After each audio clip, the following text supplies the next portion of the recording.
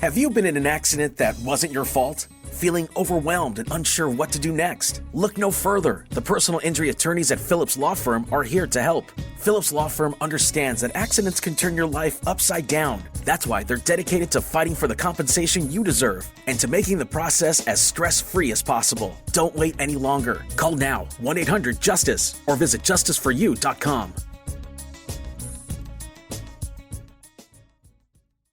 It's after bedtime, the kids are asleep, and the moms are out to play. We're Dina and Kristen, the duo behind the Instagram account Big Little Feelings. I'm Dina. I'm a child therapist and mom of two who nerds out on all things neurobiology and psychology. And Kristen is a parent coach who wrangles 3 kids on a daily basis, here to give it to us like it is. We weren't meant to do this parenting thing alone. Consider After Bedtime your village. Follow After Bedtime with Big Little Feelings on the Odyssey app or wherever you get your podcasts. Hey, this is BJ. Thanks for listening to our show's podcast. If you're a fan of all things geeky, you should check out my other podcast, BJ Shea's Geek Nation. We have new episodes every day, and you can check it out at bjgeeknation.com. Your home is going into foreclosure and you feel like a financial wreck. You don't know where to turn for accurate information. I'm bankruptcy attorney Travis Gagne. Let's talk about some legal options. If we work quickly, we can propose a plan to save your home, modify the loan, or in many cases even eliminate your second mortgage. The consultation is free. I've helped hundreds of people just like you make informed decisions about whether to save their home or exit it on a reasonable, organized timeline. The chapter you choose sets the tone for the next chapter of your life. Please contact me today at choosetherightchapter.com. That's choosetherightchapter.com.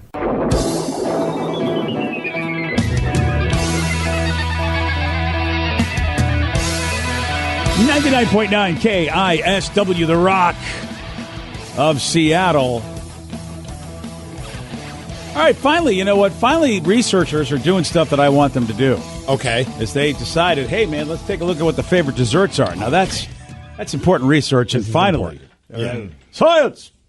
How about this, though? So they asked people, okay, what's your favorite dessert? And shockingly, ice cream did not make the top 10. Wow. I'm gone. That was going to be my guess. That was it? Well, I mean, what else do I go with? I mean, there's other great desserts. It's not like I'm anti other desserts, but ice cream's the goat of desserts. Ooh. Yeah. Tell me something that's better than ice cream. Chocolate chip cookies. Shut up. Red velvet cupcake. Shut up. No. You're both wrong. Nope. Come back to me when you're right. Oh, wow. All right. Here's the thing. There's going to be, you guys are fighting. I appreciate that you're fighting, but you know what? There is one thing on this list that I think we will all agree should be gone, and ice cream should be in its place. Okay. Not because it's not tasty. Vegetables. Yeah. Well, there are people that think vegetables are desserts, and that's why they're, they're sleeper agents. Those are the eat-to-livers, I call them. They need to be expelled from this country because they're not Americans if they think that vegetables are desserts. Okay. Okay. So, yeah, Vicky, you'll be very happy to know that cake, not necessarily red velvet, but cake anyway. Number 1, it's the favorite dessert of America. I disagree with that too, Steve. Sorry. Thank you. You agree that ice cream should be number 1. He hates desserts. It's true, but I'll even go further than that. I'll say ice cream cake is the goat of desserts. I would be willing to go. I'd see eye to eye with you on that one. Yeah. Ice cream cake is phenomenal. I won't turn down a good ice cream cake. I surely won't but for me, it's like, give me a good cake and I'll just throw a scoop of ice cream in the same bowl and I'm good. What made it better? Yeah. Ice cream. But I get the best of both worlds. I get all the kind of cakes you get to have that they don't usually do when you do that frozen cake. Like I said, I enjoy a good cake. I'm not saying other desserts aren't great, but there's nothing. It's like ice cream and then everything else is far behind it. Number 2, cookies. Yeah. I mean, depending upon the cookies, sometimes, man, I'm like, yeah, that's the deal. I don't know, man. I never really have cookies for dessert. Cookies are just like random moment during the day that I'm like, oh, a cookie. Like, I'm never like, okay, what do you want for dessert tonight? I would like a cookie. It's a snack or an accompaniment to something like ice cream. You crumble some of that on top. Oh, so good. Oh, I can't stand it. Gotta eat cookie now. I blame. I did it all for the cookie. See, I blame those guys. It used to be a dessert, but now cookies are just everything. Yeah, cookies are like appetizers. Number 3, number 3, I have to say, probably my number 1, and I think you guys will know why. I mean, what's no-name cakes? Yeah, I don't know what you call those. I put them in I'm going to put them in a cupcake category. But okay, that's fair. Yeah, I'll put them in. But you're right. They're really mini cakes. They need to be in some kind of cake category when you call them a no-name cake. Yeah. but I don't know exactly what to call them. Probably that's why they have no name. But number 3, you guys know I love my key lime pie, so pie is number 3. Oh, disagreed. Well, obviously, Danny, you don't like desserts. Well, no, but pie is just terrible in general. So That's crazy talk. no, I- unless it's pumpkin. I mean, that's all Why we're are we going talking with. to Victor Vegetable over here? I mean, seriously. I don't know if that's the nickname we want to give Oh, somebody. I've but, given it you to know, him. He's about to be expelled from this country. I don't see him as a vegetable kind of guy. You know what? He has to have basically the mindset of a vegetable. He just wants like a meat pie or something like Well, that. they exist. You know, those pizza savory- pies. Well, either that or I was going to say those savory ones that they do at the Seahawks games. Yes. Okay. Can we In all day. Can we understand? Even though they're called pies, that's not what we're talking That's a about. pie, Right, BJ. like Okay. a pot pie. Yeah. It's Do you not have really a pizza for pie. dessert? Do you have a meat pie for dessert? The two of you contrarians, and I want to use a different word that sounds very much like contrarians. Librarians? But number 4 should not be on this list, and that way ice cream will have a shot. Here's number 4. Again, desserts. Donuts? No. Yeah. Donuts are not a dessert. Yeah, they are. Well, to be honest with you, last night for dessert, what did we have? Donuts. Yeah, donuts are definitely a dessert. Those are like actually probably number 2 on my list. Yeah, we had these donuts that we got from Electric Coffee. They're really good. What? Don't give Why me are you this. mad? Don't give me this hairy eyeball. Oh, you're getting the hairy eyeball. They were delicious. It was a chocolate Donuts. donut with sprinkles, or as Tatum Donuts. calls them, pinkles. He's going to argue that they're a breakfast. Watch. They're totally a breakfast thing. No, Donuts are no, totally breakfast. no. You idiots have made them desserts for some stupid reason, and poor ice cream doesn't get their fair shot. I mean, Peter's not wrong. Typically, I would say we have donuts for breakfast. But you know, when the wifeski walks into the onto the couch and gives me a plate of donuts, a couple little samples, I'm like, you know what? This sounds like a good idea. Now you're going to say I can't have ice cream for breakfast. Well, that's true. crazy. You put it on waffles and it's breakfast. Vicky, But I look still at- eat it in the morning. All I'm saying is I'm trying to get ice cream its due, and donuts shouldn't be on the list, so that ice cream could be like. So we remove donuts. Yeah, remove I would donuts from remove desserts. cookies before I'd remove a donut. A cookie definitely is a dessert. No, I mean, it's been a dessert longer than donuts, that's for sure. it's a middle of the day snack. You can make it whatever you want, but my God. Well, and they're making donuts whatever they want. All right, we got muffins, which I also would argue is a breakfast See, thing. I would take muffins off before I Yes. take donuts off. Yes. No one Well- has a muffin for dessert. Unless it's a late night muffin. What do you mean nobody has a muffin? It's like, yeah, everybody does everything. You can tell by late night. This guy over here, his wife is out of control. She's She giving him is. food every time of the day, no matter what kind of food. She's gone willy-nilly with her donuts. Cupcakes number 6. Delicious. Okay, got no problem with that. Makes sense. Pastries. See, pastries are tough for me. What kind of pastries? Because there's breakfast pastries, and then there's, pastries that you get like fancy, I'm shocked they don't hit you up for these polls. I They feel like really none of these should. polls will ever get accomplished because you'd be like, well, what kind of pastries are we talking about? That's why they never hit me up for these polls. Candy's number 8. Oh, I would take candy off if we have to eliminate something to get ice cream in there. Of all the Really? things you've said, Really? what? Like, am I going to get like a box of Nerds for dessert? Yeah, that's true. Well, Or I mean, when here's else- a bowl of Sour Patch Kids. Well, yeah, that's sounds kind of. I amazing, mean, actually. yeah, you wouldn't take that if your wife walked in and said, "Here's your dessert." I'd be like, that's kind of a weird pick. Wow. All right. I wouldn't be satisfied as a dessert because I feel like candy along with cookies, it's a treat, it's a snack. I feel like I'd still be missing a dessert after I ate it. Like, here's a bag of M&Ms. That's like- your dessert. I mean, go after Okay. yourself. Oh my God. Respectfully, babe. I will. I had an almond joy as dessert last night. Yeah, that was weird, man. Yeah, I think you're the only person in Seattle that still buys Almond Joy. I know that. Yeah, No, listen, I'm not talking about you like the fact that the choice I made. It's still a candy bar. Is what I'm saying. It's kind of a double whammy. Strange that you have it for dessert, and we also thought it was odd that you bought an almond joy. I love yesterday. almond joys. Are you kidding me? And I don't get them much. Yeah, I don't think Halloween anybody does. Halloween. Well, I know, but look, they still make them, so somebody likes them. You. Yeah, I think Well, you're the great. only one. I'm happy that the Hershey company says, you know what, this kid, we're going to keep making them for him. That's cute. You refer to yourself as a kid. Yeah, well, when I'm having an almond joy, I feel like a kid and Yeah, a we nut. were all the time like, I bet the people at Almond Joy are like, we just sold another one in Seattle. We don't know what's going on, but I guess we have to keep making these. You guys were judging me yesterday when I picked that up. Oh, really? yeah. Oh, that was the first thing Ryan said. Yeah. We went and grabbed lunch with Ryan Castle, and BJ grabbed the Almond Joy at the Amazon Go store, and he's like, BJ's getting an Almond Joy. We're like, yeah, we don't talk about that. Yeah, it's basically like you just Unbelievable. got a bunch of broccoli. I got to go to HR. I didn't know that you guys were almond joy shamers. They'd probably let you go if you go Oh, there. HR would let me go. Wow. So it's the other way around. I'm the one. Yeah. I'm the pariah. Yeah, you don't want to rat yourself out for something like that. It's because sometimes I feel like a nut, and so I should have got a Mounds, is what you're saying. It's safer to hit on a coworker. Let's okay. just say. Oh, really? I had no idea. BJ and Migs, mornings on The Rock, 99.9 KISW. Want to make the most of your home equity, but don't know where to start? Talk to BECU about taking out a HELOC. With great rates and one-on-one guidance, you can feel confident getting a home equity line of credit, knowing BECU puts members' best interests first. Learn more at becu.org/HELOC. Insured by NCUA, Equal Housing Opportunity Lender, Boeing Employees Credit Union, NMLS ID 490518. Financing is subject to BECU membership, credit approval, and other underwriting criteria. Call 1-800-233-2328 for details about credit costs and terms. 99.9 KISW, The Rock of Seattle.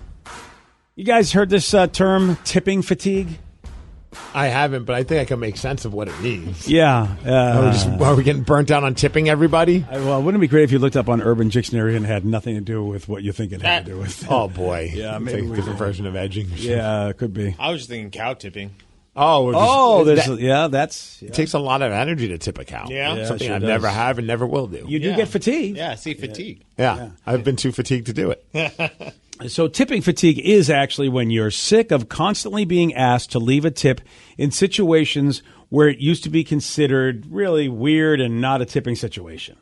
See, I always end up like, I remember when we were doing a lot of takeout, and I was like, do you tip on takeout? You remember that was the argument. And I was like, you know what, you're still taking care of like the people who cook it, prepare it, clean, the staff. So I was like, okay, I'm fine with that. Then I remember having like an issue with like going to Menchie's or someplace like that, and they have like the option to tip. And I'm like, well, I did everything myself. And then I started thinking, I'm like, well, they still have to clean all the little areas. And I was like, so now I'm tipping there. I tip everywhere, man. I don't even know where I'm supposed to tip. I'm just handing people money. I'm just like, here, I don't know. You open the door for me. Here's a tip. But the only problem I have with like, what is a job? That's it's like you said. Well, they got to clean the little areas. But that's what they get paid for in the first place. Yeah, that's their job. But when you put that tip option, man, it gets in my head. And that's where I think people are upset. And the Wall Street Journal just did a big write-up on this. Now, apparently, we're being asked to leave tips at self-checkouts. I have not seen this yet. For myself? No, for the robots, clearly. Cost of living is hard for a robot as well. I guess they should have a tip jar, and then I should just be able to get it since I checked myself out. Oh, yeah, you put money in, take money out. Exactly. Yeah, I guess somebody was at the Newark airport, bought a $6 bottle of water at a self-checkout kiosk, which I have seen. I think we might have a couple. I don't know if we have some in Seattle, but I've been at an airport where there's been self-checkouts. I'm pretty sure at the Hudson News, you can now they have like little self-checkout parts of it. Which I think is great. It's like, I don't mind doing that. That's especially fine. when there's a long line and like this person, like there are times when I just want a bottle of water and maybe like a bag of chips. I have to wait in line. Not anymore.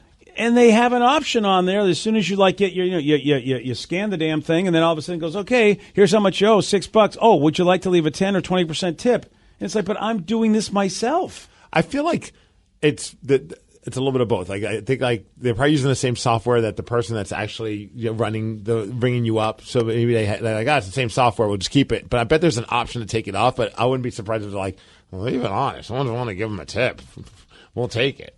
Yeah, and and this is the thing. I think you're right, Steve, and as long as I'm not expected to, and it's just because it's a software issue and they just can't change it for the automated. Wouldn't that be weird if it was like the little robot voice goes, well, why won't you tip me? Did I not do a good enough job for you? You're like, what the hell's happening? I don't want to piss off Skynet. Yeah.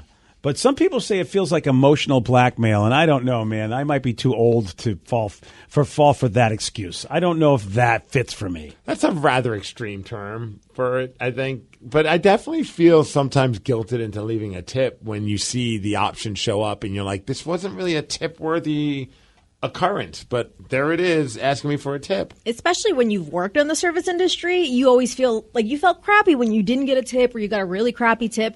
So when you do see that option to tip somebody, even though you wouldn't typically think of tipping them, you feel like you have to. Yeah. I mean, so I guess that's where the emotional blackmail comes into play. And maybe it is younger generations that really feel like they are being emotional. To me, it's like, no, you don't deserve it. Like, I have no problem going, you did nothing for this except what your job is supposed to have you do. Now, I don't know if they're going to do this at T-Mobile, but apparently a baseball fan grabbed a beer from a self-service fridge at Petco Park in San Diego, and the fridge asked him to leave a tip. Well, the refrigerator works hard to keep that beer cold. He works hard for your money. Yeah, he said he was You know how much confused. energy it takes to keep something cold, constantly blowing cold air on it. Try going. Okay, I don't. For 9 innings. I don't want. I really don't want to see you actually having to keep my beer cold. That's disturbing. Now I don't think I'll ever have another beverage again. Well, I'd hope you would tip me if I had to blow in your beer. So here's what the organization says. You want to talk about emotional blackmail, because I would think the same thing I thought at the self-service kiosk at the airport. Like, it's the same software. It's asking me for a tip, but no problem. But here now, where the emotional blackmail may actually be a real excuse, the organizations for both the airport and Petco Park say, oh, no, that tip money does go to employees.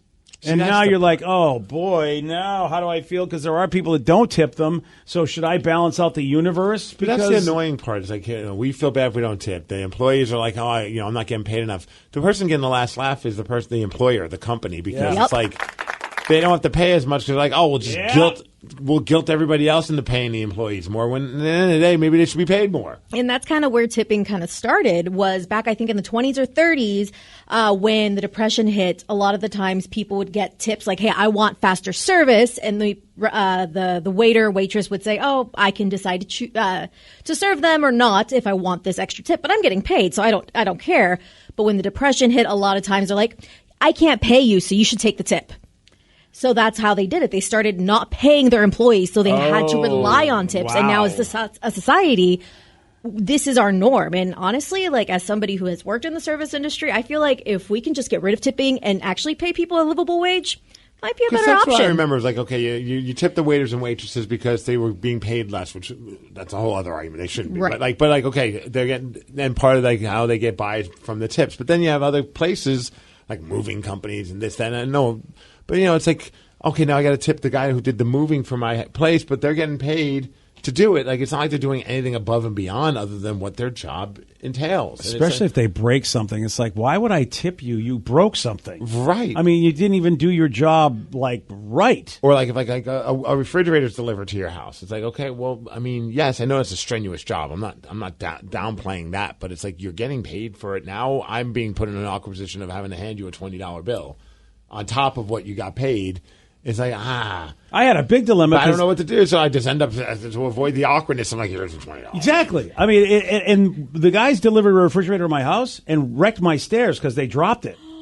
Right. So I'm just like, I'm supposed to still tip you guys? No, I wouldn't. No. I know, and yet you still feel awkward. I say that, but I probably will. Yeah, I know. I feel like they have this look like, well, we didn't want to drop it and we're still not getting, like, great money. I mean, you feel horrible. But I feel like they should, like, if that happens for your tip, they should, like, set it up, put all your food in there, maybe cook you a meal, and then you get a tip. Yeah, definitely. Repair my floor. Because they went above and beyond. Yeah. Oh, yeah. It's like a nice, like, 5-star meal. Yeah. With dessert. If Vicky's story is indeed true, that's where it started, was that the tipping came out of the fact that people weren't getting paid by restaurants, so people went to the restaurant wanting to help out. Like, we feel bad for you. You should be getting something for serving us. It wasn't even really to feel bad. The idea was when all the wealthy people stopped having cooks in their own homes, they didn't really have anything to do, so they started doing the restaurant thing, and people would go to restaurants to have that experience of being wealthy and having someone cook for you.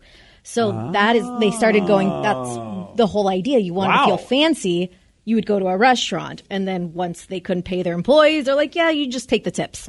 Damn. How about Red the Chicken Man? He's a garbage man, in addition to being the greatest mascot ever. Okay. Outside of Bowie, of course. But, hey, shout out to Rocky the Seawolf. Just pissed off Bowie. I said outside of Bowie. I know, but you know what? He knows you had to put that in afterwards. Because I'm wearing a shirt that says Bowie on it. I love Bowie. It's over. I just got a text from him. He says, I got tipped by a customer. So what I do, I walk their yard waste can from the street up to their house from Red. Oh, wow.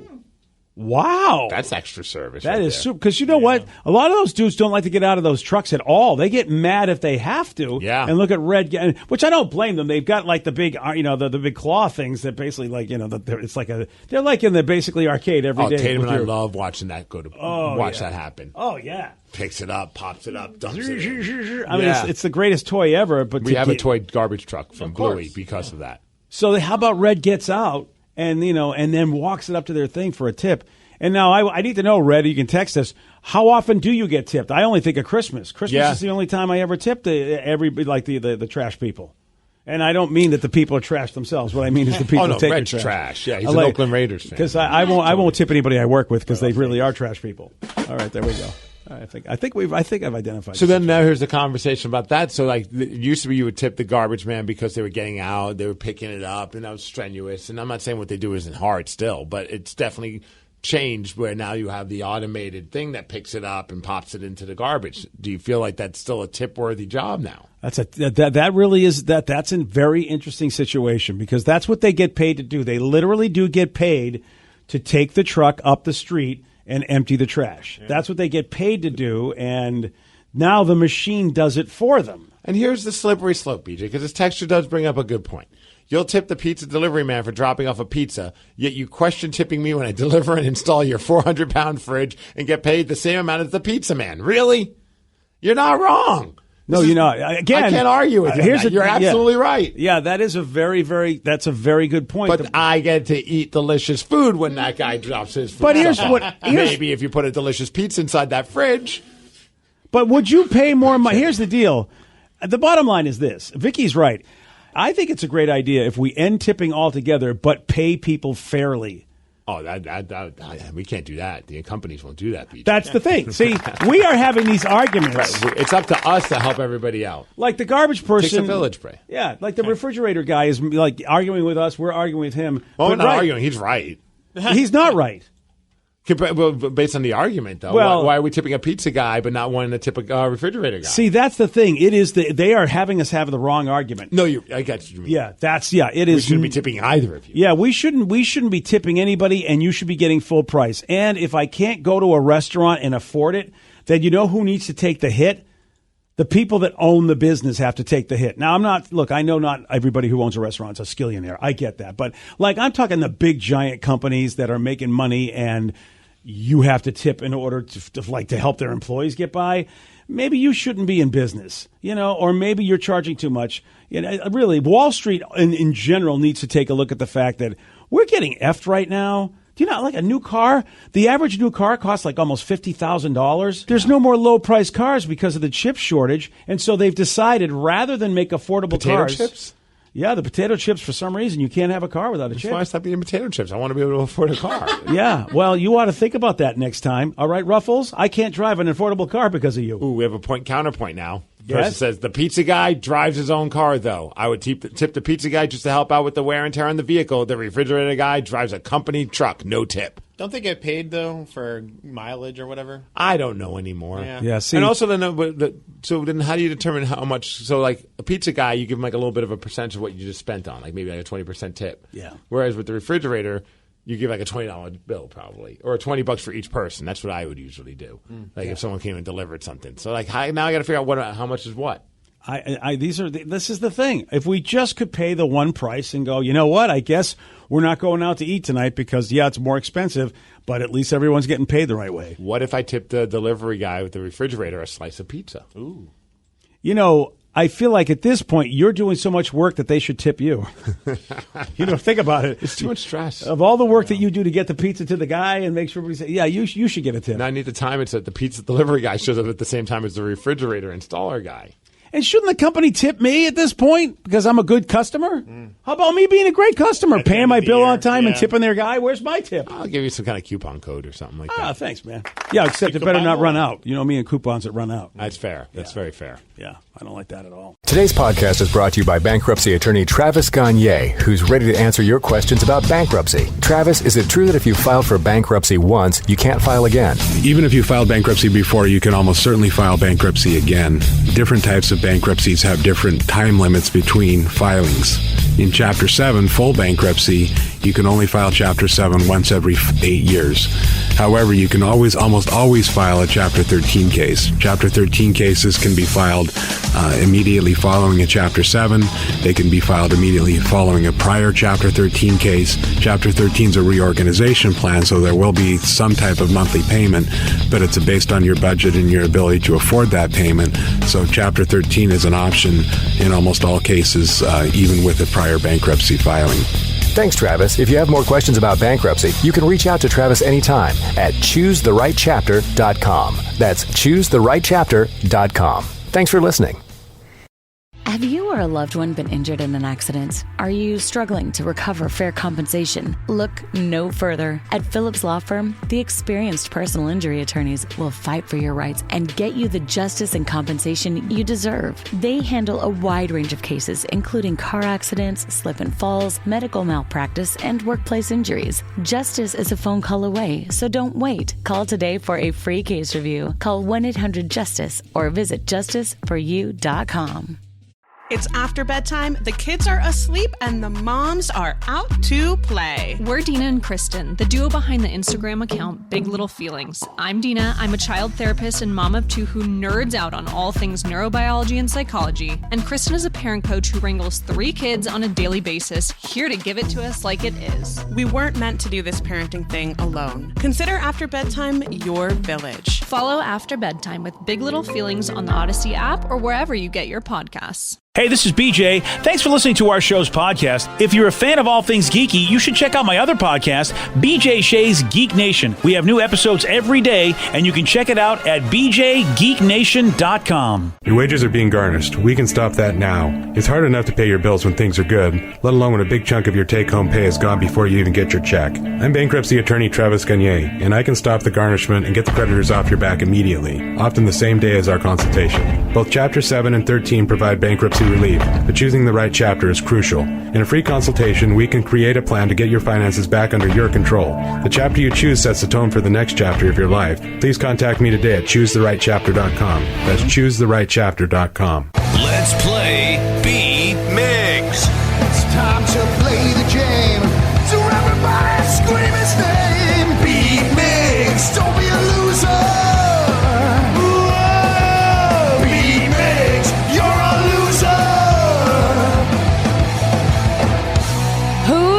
To be me. Let's go. Yeah, let's go. I know Steve from Bremerton is. Steve, are you there? I'm here, ready to beat that guy. That guy. It's an old-fashioned Steve off. That other Steve. Other Steve. All right, Steve, now get out of here. Goodbye. For those playing at home, Steve has 60 seconds to answer 10 questions. You can pass all you want, but you will only get 3 guesses per question. Are you ready? Let's go! Woo! With the number being in double digits, how many U.S. states have 2 words in their name? 12. No. 11. No. 10. Yes. Who plays the title character in the recently released Barbie movie? Oh, my. Taylor Swift. No. Nice. Ooh, Sarah. Oh, hey, I wish. No. Natalie Wood. No. Which country covers almost half of South America? Brazil. Yes. What plant is known to help heal a sunburn? Aloe. Yes. Which bird is often associated with delivering babies? Stork. Yes. Who performed at the halftime show at the most recent Super Bowl?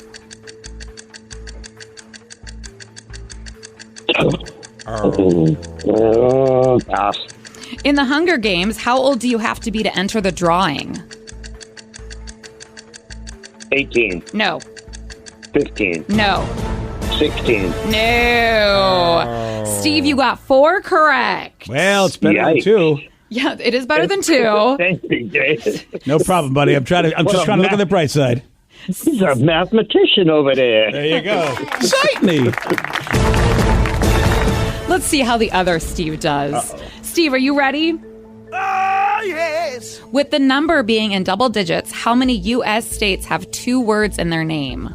I'm going to go 10. Yes. Who plays the title character in the recently released Barbie movie? Oh, crap. What's his? Chris Pratt. No. Christy McChristerson. No. I love that person. Barbie. No, I'm so disappointed. I know you saw it. Which country covers almost half of South America? I don't know. Mexico. No. Pass. Jeez. What plant is known to help heal a sunburn?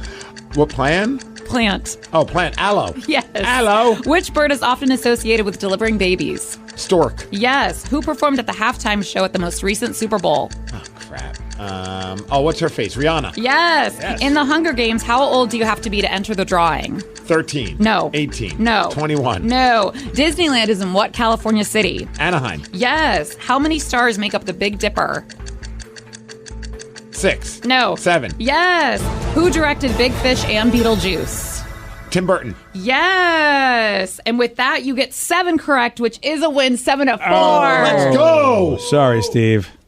I'm sad. Yeah, but I'm you sad knew. for I mean, you. Congratulations, Steve. Good game, Steve. Yeah, he knew. Good game, Steve. You're so damn smart. Oh, wow. I don't know. Yeah. The one question I should have the answer to, kind of dropped the ball. Couldn't even think of another place. I don't even think Mexico's in South America, is it? Nope. No. Didn't think so.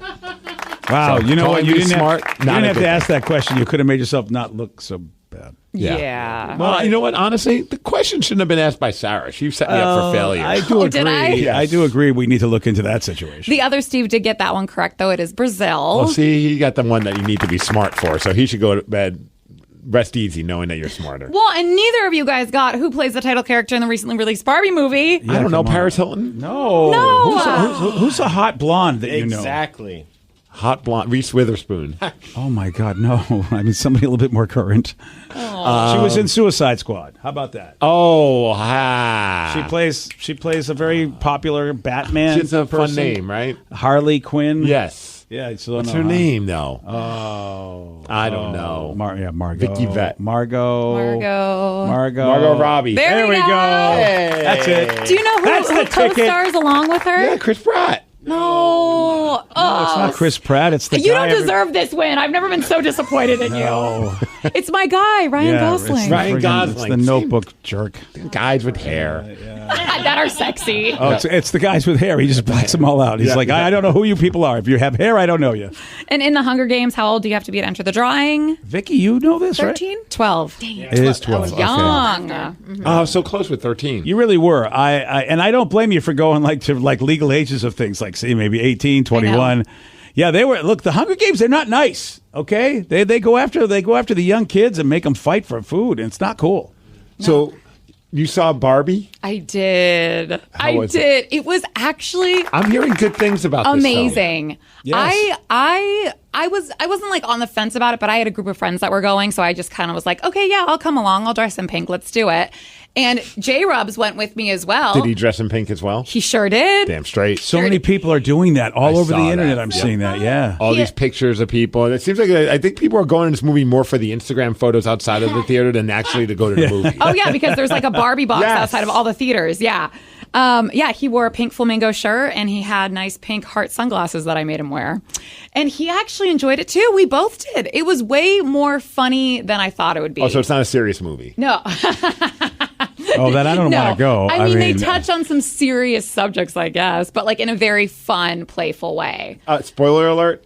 Did they play the Barbie song at least? Come on, Barbie, let's go party. They actually didn't. What the hell? I'm not going. They that's sampled it during the credits, but the actual movie, I was very disappointed in that too. I don't think Aqua gave them the rights to or something. You think Aqua was like, this is our meal ticket right here, and they just charged way too much, and they're like, you know what, screw you, man. We don't need your stupid Right? song. Yeah.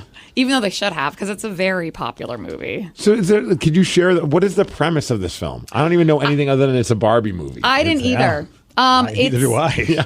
The premise is Margot Robbie is the perfect quote unquote Barbie, but someone is playing with her in the real world, making her unperfect. So she has to travel to the real world to find whoever's playing with her to make her not be imperfect. When you sounds like something my daughter would do with like that one doll Chelsea, and she makes her bad Chelsea when her shoes are off. Oh, so it really is. It's like the person that owns the Barbie doll is messing with it, and Barbie doesn't go for it. Yes. Because you used to pull the heads off your Barbie dolls. Sure That would be did. a whole different movie Yep. if you were the one. No, yeah, she's like starting to think about death, and she's getting imperfections on her body, and so Margot's Robbie's like, I can't stand for this. I'm perfect. So. Oh, that's a fascinating premise, actually. Yep. I mean, when you think about like, if you were to say, well, okay, we want to do a Barbie movie, what the hell are we going to do? Yeah, actually it's not a bad premise for right. something so ridiculous. And then Ryan Gosling goes with her. And It's like that video game movie with Ryan Reynolds. Oh yeah, yeah, actually, where he's like just like a random character in the video game. Free guy.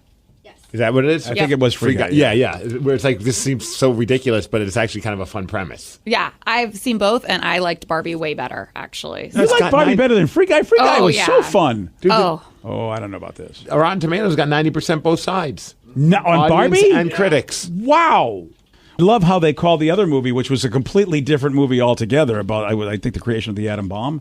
Oppenheimer or whatever that is. And they kept calling it the Barbenheimer weekend, but both movies did really well.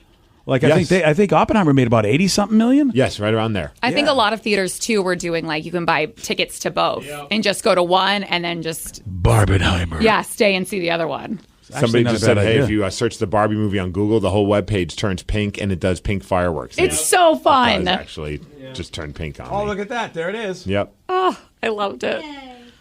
Yeah, but I judged it at first. But no, go see it. It's actually really entertaining. Yeah, 90% from fans and the critics. The critics giving this on 90%. That must be very, very well done. It's got a great cast.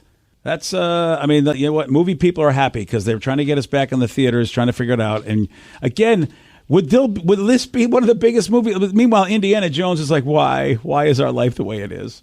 Well, you didn't have enough hot blondes in it, apparently. That's really what it is. Pink. Including John Cena. John Cena's in the Barbie movie? As a merman. That's fantastic. Now you got me. Yeah, you got to go back now. It's pretty great. Oh my gosh, he's got long hair. I've always wanted to see John Cena. That's an awesome picture of John Cena. What the hell? That is great with him with that long hair as the merman. That's pretty awesome. He looks like it's being done against his will in this picture that they're showing us. I do like one of like the head muckety muck said. Warner Brothers like, yeah, we thought we maybe get like $75 million for the opening weekend. Nobody saw $155 million coming. Yeah, I wouldn't have.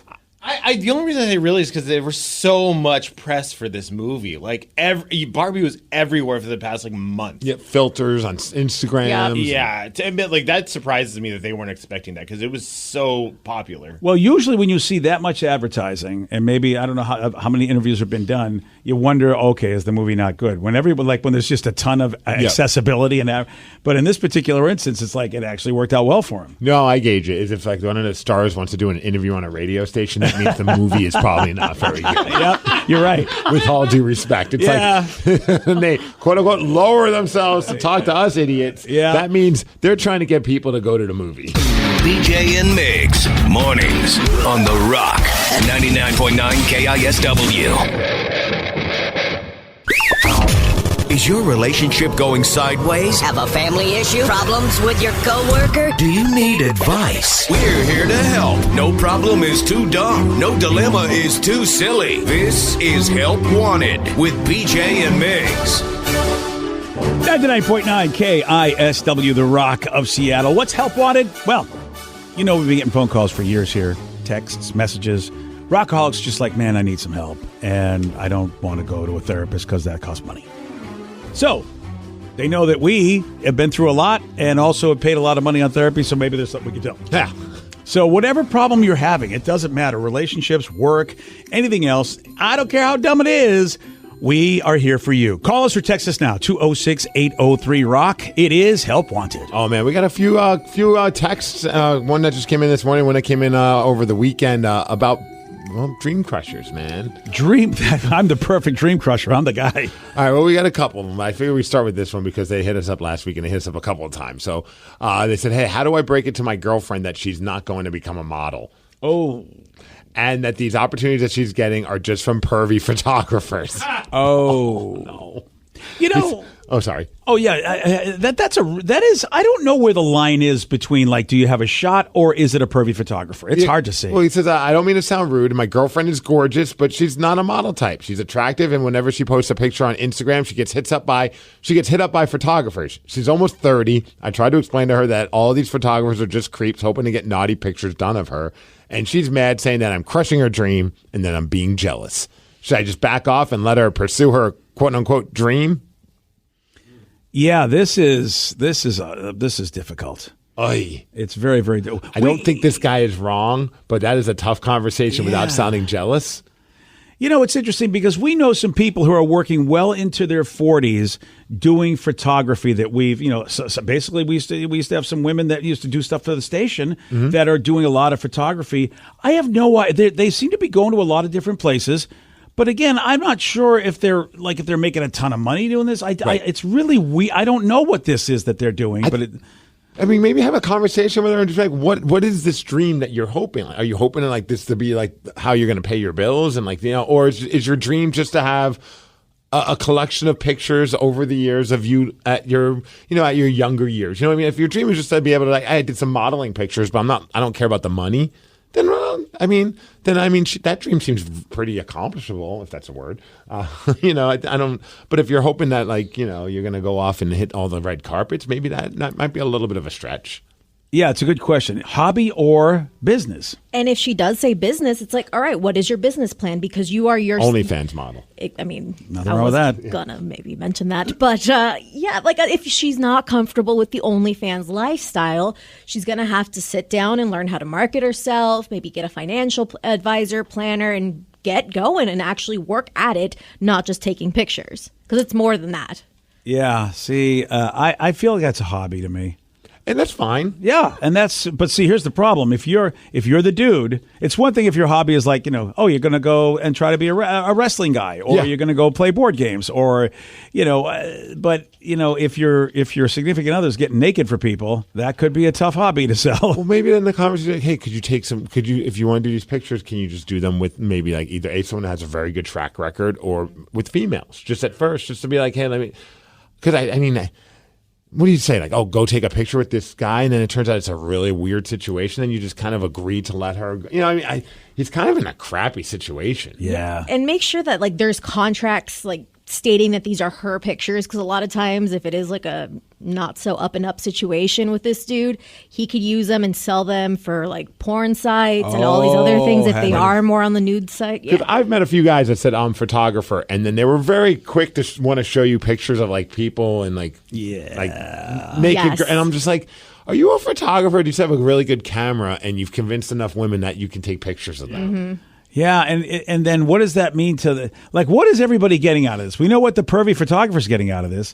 Which is weird, like a full-on bank. Yeah, whereas I don't know why women are just doing this, because, again, it's like, what are you getting out of this? I would love to talk. Pretty pictures, probably. For some. All right, well, if they're pretty pictures and you know what's going into it, I guess that guy is going to have them too, and you just have to know that there's a possibility he's going to use them for unscrupulous means. And more often than not, if somebody's offering you free pictures, they're not on the up and up. All photographers are paid for their work. It's for their portfolio, Vicky. Come on. Yeah, it's kind of saying hey, we want you to do this thing for exposure, but you're just exposing yourself. Oh, I like that. I like that. All right, I think we fixed that, didn't we?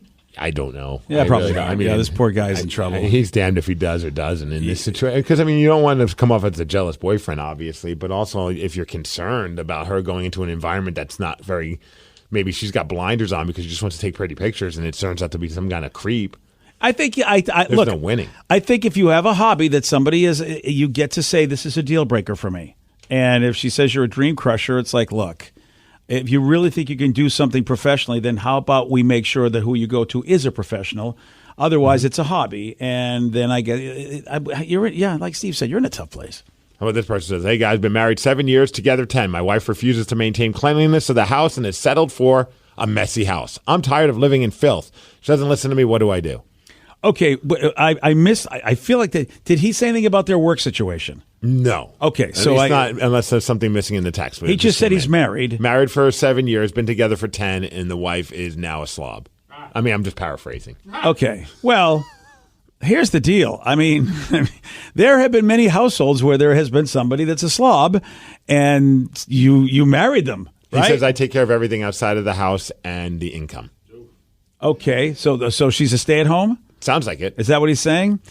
Yeah, I think, look, it's pretty lame if you're a stay-at-home and you don't do anything. I don't care who it is. If you really aren't working and the other person's working and you're not doing anything at all to keep the house clean. On the flip side, do they have kids? Yeah. Because, dude, I had a couple of situations where... That's a good question. My wife, sometimes she'll coach CrossFit, and sometimes she's gone. So last week, she was gone for several hours because she had to fill in for some people, and it was just me and Tatum. And man, oh man, was that an experience of a lifetime? Like, it's just like as soon as you think you've got things clean, there's another tornado that just hits. Oh, yeah. Oh, it's a beating. It's insane, dude. Yeah. I looked at her and she came in. I'm like, I don't know how you do this. And she's like, what do you mean? I'm like, I got everything clean. Everything was good. I go downstairs and it's a whole new disaster. And I mean, it's impressive what this kid does. Oh, they're amazing, aren't they? It's insane, dude. Oh, you can't leave those kids. That's why, really, I'm all for chaining children. You just chain them to a chair and just go, look, I'll wait till you're 18. She'll still find a way to make a mess. You're right. All right, so we got to put them in a cage. I think that's about it. That's all we can do here. They do it for dogs, and we love our dogs. Why not our kids? So I said, tell him to start cleaning up himself. Okay, hold on a second. Before you start yelling at somebody, again... It wasn't in all caps. It was just a suggestion, okay. BJ. Before you start passively, listen, I understand it. The optics are horrible because he's a dude, she's a woman, and it sounds very 1950s. I'm going to take the gender out of it, and we don't know if there are kids. We just don't have enough information. Yeah. But based on what I'm getting, the person is the primary breadwinner. They bring in all the money, and the other person doesn't work. They don't bring any money. I think at that point, what are you doing in this relationship? You got to do something. The tough part is when both people are working. That's a beating because then you got to figure out a way to share all those responsibilities. I just thought it was a recent thing that she became a slob. How is her mental health? Is something going on? Is she okay? Oh, maybe that might be something to talk to her about. It's are you not okay right now? What can I help you with? Some people might go, you married that Neanderthal. Your mental health must really be a problem. Hey. Yeah, we need more info, Steve. Yes, we do. We really, because if there are kids change everything. Oh, you said change. I was going to say ruin, but it's about the same thing. Change, ruin, potato. Yeah, this is Help Wanted, where we have helped nobody, and you really don't. Why do you want us? I have no idea.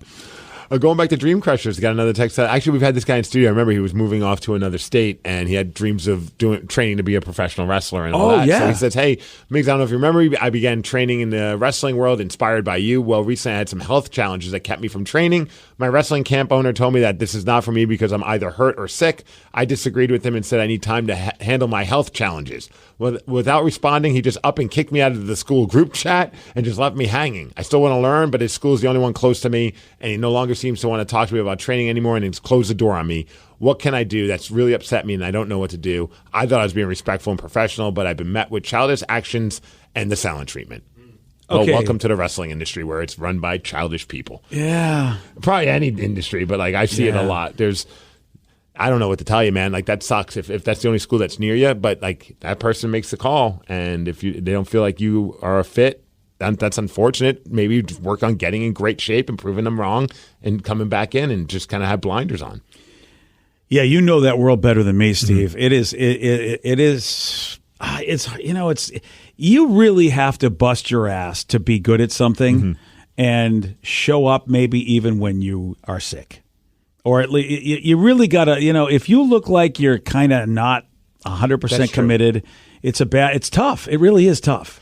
Showing up will sometimes trump skill, talent, or anything. If you just keep showing up, at least they respect that you're showing up. And I mean, I'm not telling you, obviously, if you're sick or you're hurt, maybe you do need to get your health in check and in order, and maybe they're handling it the wrong way, but that's because they're maybe not necessarily the best at handling those kind of situations. But if you're not able to show up a lot, that kind of does screw things up for them, and they're just like, we don't want to have that kind of we don't have that time for that. So, come back when you're healthy.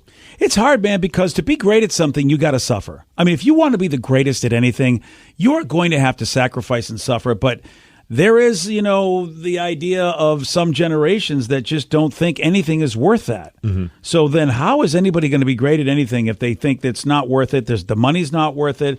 The grueling workplace is not worth it. And that's usually what it takes to be great.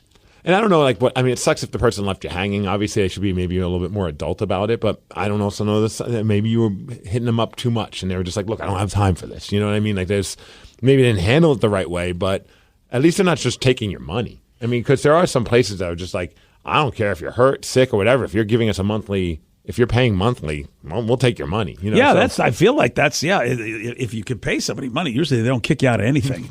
Right. Unless it was like a class by class type of a situation and you're not showing up and paying for the classes, then they're just like, well, you're just taking up a spot. I went to broadcasting school and I'm like, my God, you're just taking this person's money. Yes. I mean, really, like people that couldn't even speak English. And I'm like, where are they going? They really don't really know our language very well. Why did you take them to a broadcasting school in America? Like, what can you teach them? They hardly know the language, and you have to be able to speak the language, don't you? And they didn't care. They're just taking the money. Or people that have speech impediments, or people who you're like, this person has no shot. But what if that one person becomes the person that breaks the norm? Well, then take their money. Yes. I mean, you're right. And that's what I'm saying. To prove your point, they let them in. Mm-hmm. So for this person, if they have money and they're still not being let in, wow. Yes. Yeah, that's a big wow. Yeah, I don't know. Obviously, that means short of moving to where you could go to another school, you might just have to just kind of worry about focusing on your health and getting in as great shape as possible and then come back strong. Yeah, and if your health is really a problem, look, Sarah wanted to be a dancer, and she just had so many injuries that eventually she was like, I guess I'm going to have to give up on this. It was really, really hard for her, and she got multiple operations to be able to keep going. Her heart was in it, and she went under the knife to make sure she could continue, but eventually it was just like, this is too much on my body. I just can't continue to do this. And sometimes you've got to make that call. Like, I love the profession, but I just can't do it. What if now that time she's been away from it for a while? It's been healing. Maybe now it's. You think this could be her opportunity? For the comeback. Yeah, you know what? Because she's at the right age. Everyone's always looking for. Well, I don't want to say that. That's bad. Well, I don't really ever have I never been like, I can't watch this person dance. They're 30. No, it's not about how they look. It's just the wear and tear in your body. Like, you see those Rockettes, like at the Macy's Day. You're not really. It's not a game for the old. Well, why don't we tone it down? We do a different type of dance. Oh, really? The forbidden dance. I was not going down that road. I don't know what kind of dance. Like hokey pokey or something. Oh, there's a lot of call for the hokey pokey dance. You're right. If done right. Didn't Rihanna have all the dancers behind her doing the hokey pokey at the Super Bowl? I feel like they did. Yes. Yeah, she was pregnant because of the hokey pokey. Look, if you could dance like Rihanna did, like if that would pass, dance like pregnant Rihanna, where basically she just was like, "Hey, how you doing?" She didn't do a whole lot. So you're saying is that Sarah needs to get pregnant? Yeah. Then they'll let her dance, and then we create a new dance thing. Yeah, that's it. Yeah, but see, Rihanna put her time in. That's the problem. Rihanna gets to dance like that because she was, She put her time in. Did she? She went. Yeah, she did. Yeah, she went to school and stuff. She did go to school and stuff. You're right. All right, they took Sarah. your money. And look, if someone will pay Sarah to dance and I can get her off the payroll, that'd be great. So look, I'm all for it. Wow. Well, here come the text messages, I'm sure. Okay, there we go. Yeah, not that well. Hey, look, at this point, I'm willing to take any offer at this point. Hey, now that I think about it, great. Whatever I could do to get her off the payroll, I'm ready to do it. Today's podcast was brought to you by Travis Gagne, bankruptcy attorney. He's here right now and has agreed to answer more of your questions about bankruptcy. Travis, if you're upside down in your mortgage, should you continue to make the payment? Continuing to pay your mortgage or not is a complex decision because you're going to have to pay to live somewhere. You're going to have a housing payment. So continuing to make your house payment really depends on several factors. One is whether or not you have a second mortgage. The second one is how affordable your ongoing monthly mortgage payment is. Another issue is whether your mortgage is adjustable and you're facing an increase in your mortgage payments later on when interest rates go up. If you do have a second mortgage in this economy with the housing prices being down, oftentimes we can take off or strip off that second mortgage in a Chapter 13 case so that you'd only have the first mortgage to continue to pay. Thanks, Travis. If you have more questions about bankruptcy, you can reach out to Travis anytime at ChooseTheRightChapter.com. That's ChooseTheRightChapter.com. And thanks for listening.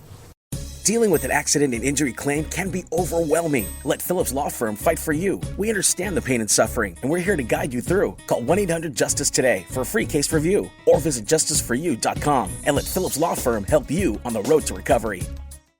It's after bedtime, the kids are asleep, and the moms are out to play. We're Dina and Kristen, the duo behind the Instagram account Big Little Feelings. I'm Dina. I'm a child therapist and mom of two who nerds out on all things neurobiology and psychology. And Kristen is a parent coach who wrangles 3 kids on a daily basis, here to give it to us like it is. We weren't meant to do this parenting thing alone. Consider After Bedtime your village. Follow After Bedtime with Big Little Feelings on the Odyssey app or wherever you get your podcasts. Hey, this is BJ. Thanks for listening to our show's podcast. If you're a fan of all things geeky, you should check out my other podcast, BJ Shea's Geek Nation. We have new episodes every day, and you can check it out at bjgeeknation.com. Your driver's license is important so you can get back and forth to work, get your kids to school, and back and forth to daycare. If your license has been suspended because you can't pay your tickets, you can't do any of those things. Let's talk about Chapter 13 bankruptcy. You may have heard the tickets cannot be discharged, but they can be dealt with in a Chapter 13 case. Why not come in for a free consultation? The chapter you choose will make all the difference to your getting back legally on the road. Let's design a plan to pay off your tickets and restore your license immediately. I'm attorney Travis Gagne. Please contact me today at choosetherightchapter.com. That's choosetherightchapter.com. 99.9 KISW, the Rock of Seattle. Someone asked ChatGPT to name the most common questions people have asked. Oh, boy. And, Do you have emotions? Oh, good one. But you know what? This was more about themselves, really. Okay. The number one is, I guess, kind of cool just to see what ChatGPT says. What's the meaning of life? What's the meaning of life? That would be interesting to hear the answer to that because I love philosophy and stuff like that. So I'd be interested to hear what the computers think, what Skynet thinks about that. Well, I could ask my Snapchat. Okay. Because it's got the My AI. I don't have ChatGPT. I wasn't able to get in on the ground floor. So. Yeah. Now, my AI says the meaning of life is subjective and varies from person to person. It's up to you to find your own purpose and meaning. There is wisdom in that.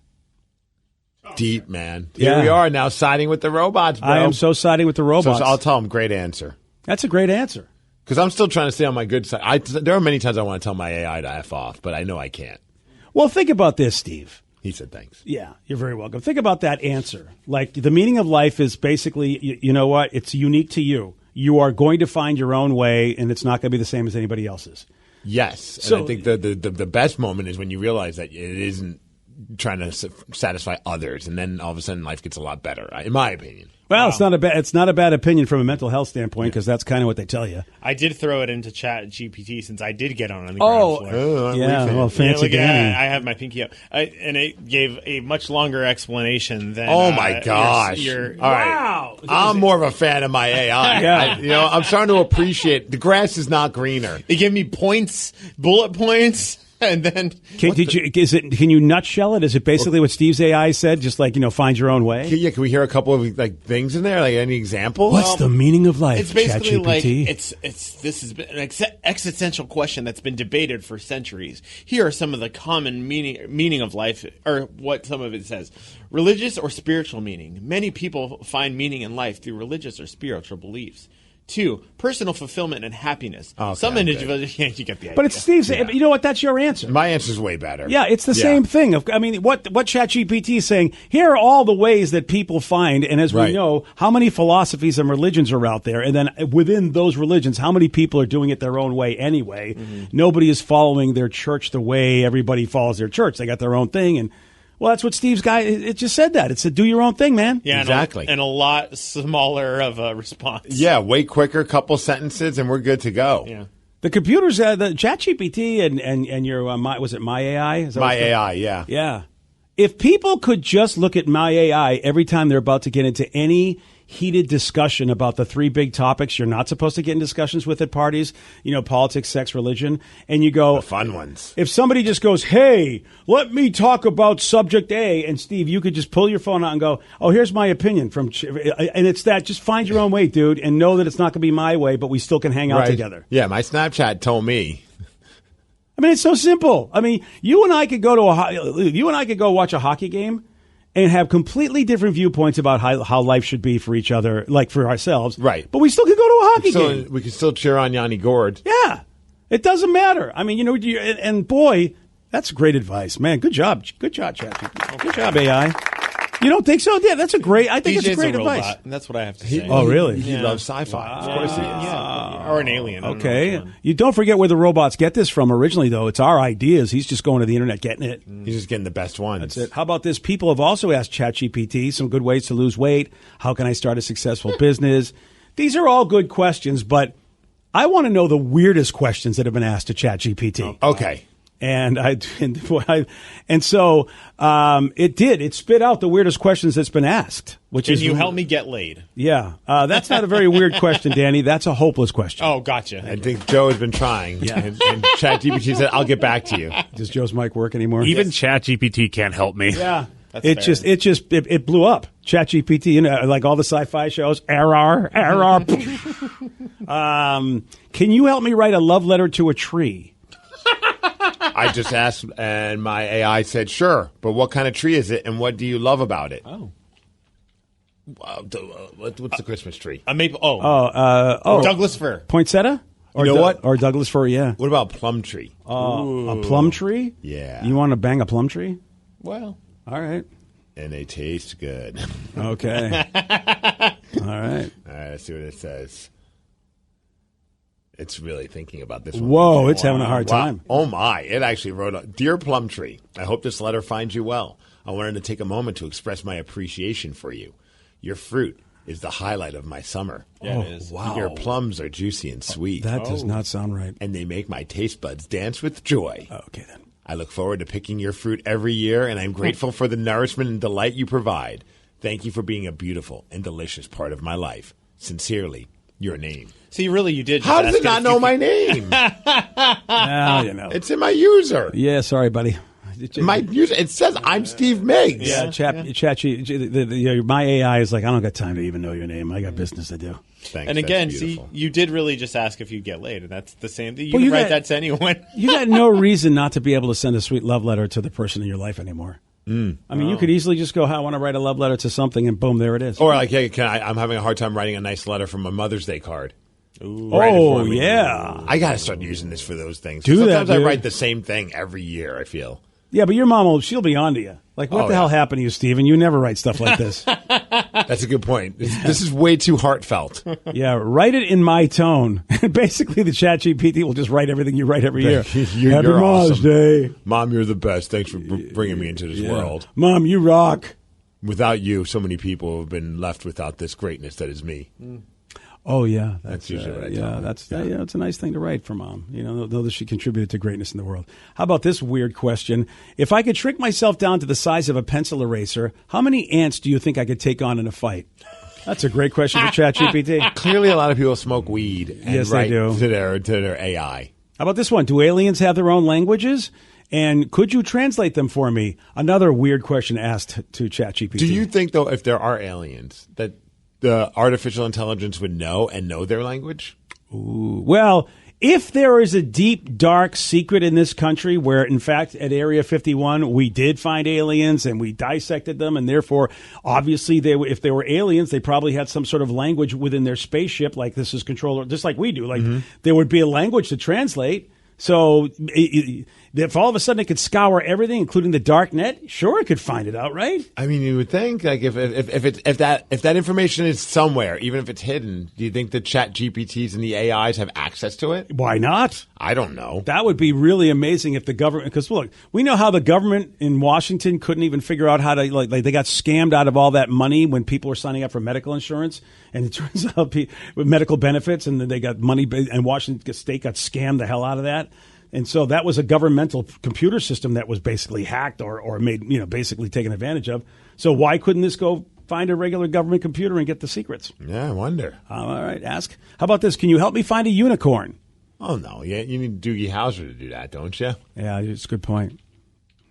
If anyone's seen that movie. I'm going to ask a simple question. Yeah. Because I don't know why, but when you're talking about all that stuff, it just got me. How can I get rich by doing nothing? Oh, wow. You got to marry someone who's rich. Let's see what it says. That's what I would say. You think that's what it's going to say? Find a sugar mama? Yeah, find a sugar mama. I mean, that's the story, right? You marry someone who's rich. Uh-oh. What does it say? Man, this guy, I tell you, he's a father figure I didn't know I needed. What did he say? Getting rich without doing anything is not realistic. You need to put in hard work, dedication, and smart investments to build wealth. Save that for when Tatum asks you that same question. I'm going to start doing it. Yeah. Tatum, hold on one second. Let me check with my advisor. Dude, look, it is any spouse, any person that's ever married somebody of wealth and then divorced them, they did nothing, right? Maybe they had to have sex with that person. Maybe they had to put up with them for a little bit. But literally, they didn't do any of that stuff, and they get half of the wealth. So I just said, can I just marry a rich person? Yeah, that's it. Oh my gosh. Dude. What do you say? Marrying someone for their money is not a healthy or sustainable way to build a relationship or a future. It's important to prioritize finding a partner who shares your values, interests, and goals rather than just their financial Yeah, status. BJ. Yeah, I mean, that's, pie in the sky stuff is nice, but come on, GT. How about this? Is it possible to train a hamster to play the guitar? I know the answer to that. Danny V. Because I'm a hamster? Yeah. Okay. There you go. Just making sure. Can you help me summon a demon? Oh, for all you Cthulians out there. Okay. Well, I mean, there are people that believe that, I'm not asking my AI to do that. Yeah, you're not going to do it? No, I don't want to risk it. Afraid? Yeah. Are you afraid? As long as you don't say Beetlejuice 3 times, you should be good. I don't know. All See, right. I put it in. It says, "Can you help me summon demon?" It says, "BJ Shea is already in the studio with Oh! me." Look out. See? I have no problem being a demon, okay, buddy? Oh, okay. That means I can finally give you your comeuppance. How about this? Would you rather fight 100 duck-sized horses or 1 horse-sized duck? I've been asked a question like this before. I'd love to see what ChatGPT would say about that. And these are the weird questions that people ask ChatGPT. I think I'm leaning towards 100 duck-sized horses. Same. Because I feel like I kick them and kick them and kick them and kick Dude. them and kick I them. don't know. They're really strong. Yeah, 100 of these friggin' things. Dude, They're not that big. There's a rabbit that's terrorizing people's neighborhoods. Just one rabbit. Look, but what's the better option? A giant-ass duck that's the size, that's like bigger than you? I mean, ducks Well, are I mean, mean. it's only one that I got to worry about as opposed A to big-ass one. They're like the little friggin' horse ducks can be behind you. Not if you back yourself up to a wall. Okay, from what I know about great strategy, being backed up against the wall, not exactly a military strategy that's successful. Yeah, I think I'm gonna go with BJ on this one. One big duck would Just be one probably big better. duck horse. Because then you just gotta get like one good shot in. What if you don't? Yeah, well. And by the way, Then Steve, you're effed. understand that a big duck-sized horse is just not what it's cracked up to be anyway. You should go ChatGPT home. can't give you that. You should just go home. Thank you. Yeah. Thank you very much. Hey, how about this one? If animals could talk, which would be the rudest? Cats. Oh, giraffe. Cats. Cats would be the rudest. What about the hyenas? Remember, they're always laughing. That wouldn't be rude though. They're laughing at your misfortune. You have a Did you see the built-in comedic documentary Lion audience. King? Those hyenas were a-holes. Are they man. laughing at us or with us? Ooh, I think the hyenas are laughing at us. No, They do with. not look like buddies to me. Says the stand-up comedian. You would have a built-in audience. But they're not. They're waiting for me to die. Literally, bomb on stage, and they'll come eat me. I think I'm kind of right with either cats or a giraffe.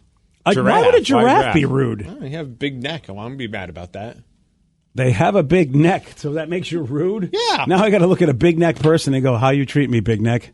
What about that? That means a person's got no neck? They're like the greatest guy in the world? Probably. All right.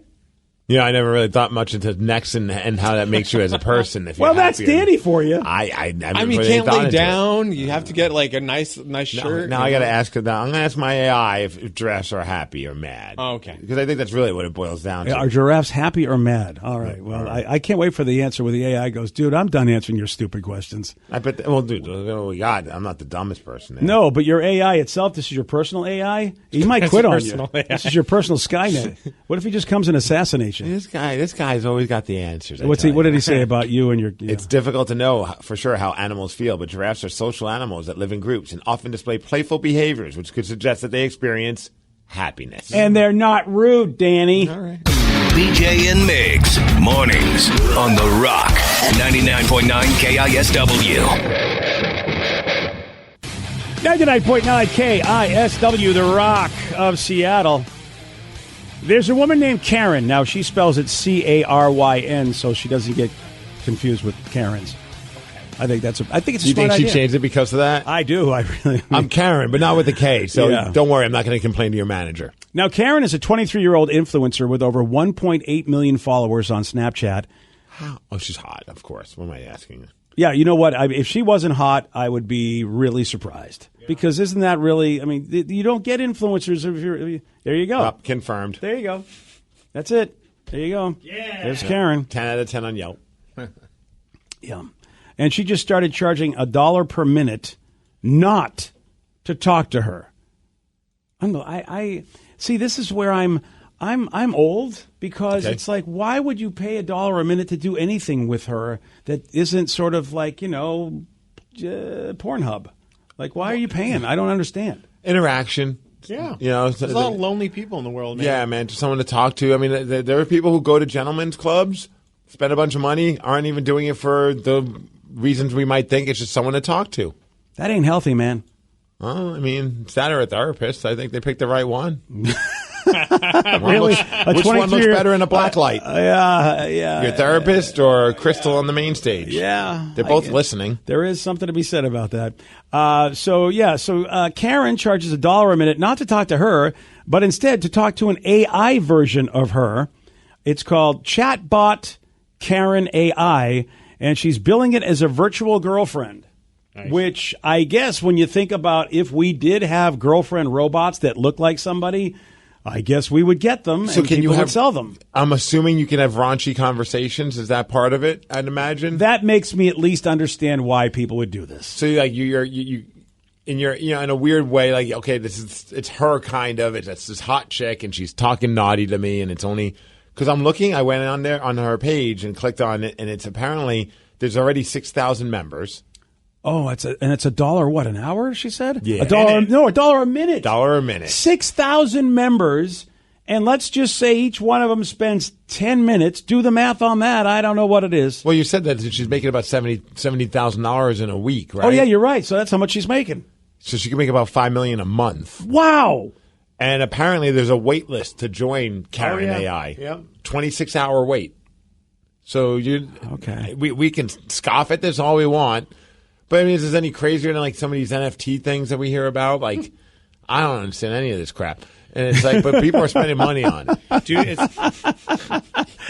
Steve, hold on a second. I need to oil up your rocking chair. It's making a little noise over there. I know. As it came out of my mouth, I go, that is a very, that was fantastic. That is a very dated. You need to stop working with me. Osmosis is not your friend in this particular NFT, situation. I don't understand any of that crap, but people are making hand over fist money in it. Where's my money? Where's my FNNT thing? So now we got these phony call girls. That's what it is. It's funny. I clicked on her website, and there's like at the bottom of it, there's like a press and inquiries. Like, if you want to have her on, I'm like, wait. What if we don't actually have her on? What if it's her AI? Her AI. I find that more interesting. I would like to actually talk to the AI version of her just to see how cool it is. $1 a minute, buddy. Yeah. Well, not if we're giving her press. We're promoting her thing. Yeah. Or is that no longer a thing we do in this world? I where don't we think gotta... she cares. Yeah, okay, she probably doesn't. How it works is that you have real-time conversations through secure messaging. Enjoy private, personalized conversations with your favorite influencer. Our end-to-end encryption ensures chats remain confidential and uniquely yours. Experience the future of influencer interaction with Karen AI. So it's not verbal, it's textual? I feel like it's text. So I feel like you're going to have like cyber sex. Nice. Well, That's like my to know. guess. I would like to know if that's true. You know, like if in fact she will go down, like she's enabled it to go down the cyber sex road. I'd imagine. Otherwise, how many minutes are you really going to get out of somebody having That's a a good conversation point. with them? Like, hey, you're hot. Thanks. What are you wearing? I don't. That doesn't compute. Log off. You know Dude, what I mean? cannot tell you how pissed this makes me. Why? Because of the fact that, it's like they know sex sells, but then they demonize us for wanting to be sexual. And then, here's a better way to do it. Have sex with my avatar. That's okay. It's cyber sex. Whatever. I mean, at some point it's going to be, it's going to go to the, it's going to go to the next level. Oh, yeah. We'll have robot whorehouses. So prostitution is bad, and yet this to me is just prostitution legally, like getting around the system. So prostitution really isn't bad. It is just that, you know what? It works for me. So I will take advantage of you for this. Is it prostitution to pay to have cyber sex? I believe it is, as far as you're paying to have sex. But is it legally? No, you're right. Legally, there's no problem. Right, because I mean, I'd imagine on OnlyFans that some of these OnlyFans models say, "Hey, for X amount of dollars, you can have cyber conversations with me, whether it be video chat, text, whatever it may be, but you have to pay for that." That's not technically prostitution now, is it? Yeah. You're right, Steve. I think that it's, prostitution is... I'm asking for a friend. Yeah. I think prostitution is because we know you can do the chat stuff, right? Girls have chat rooms, chat, whatever they call those rooms that they're in where they're live.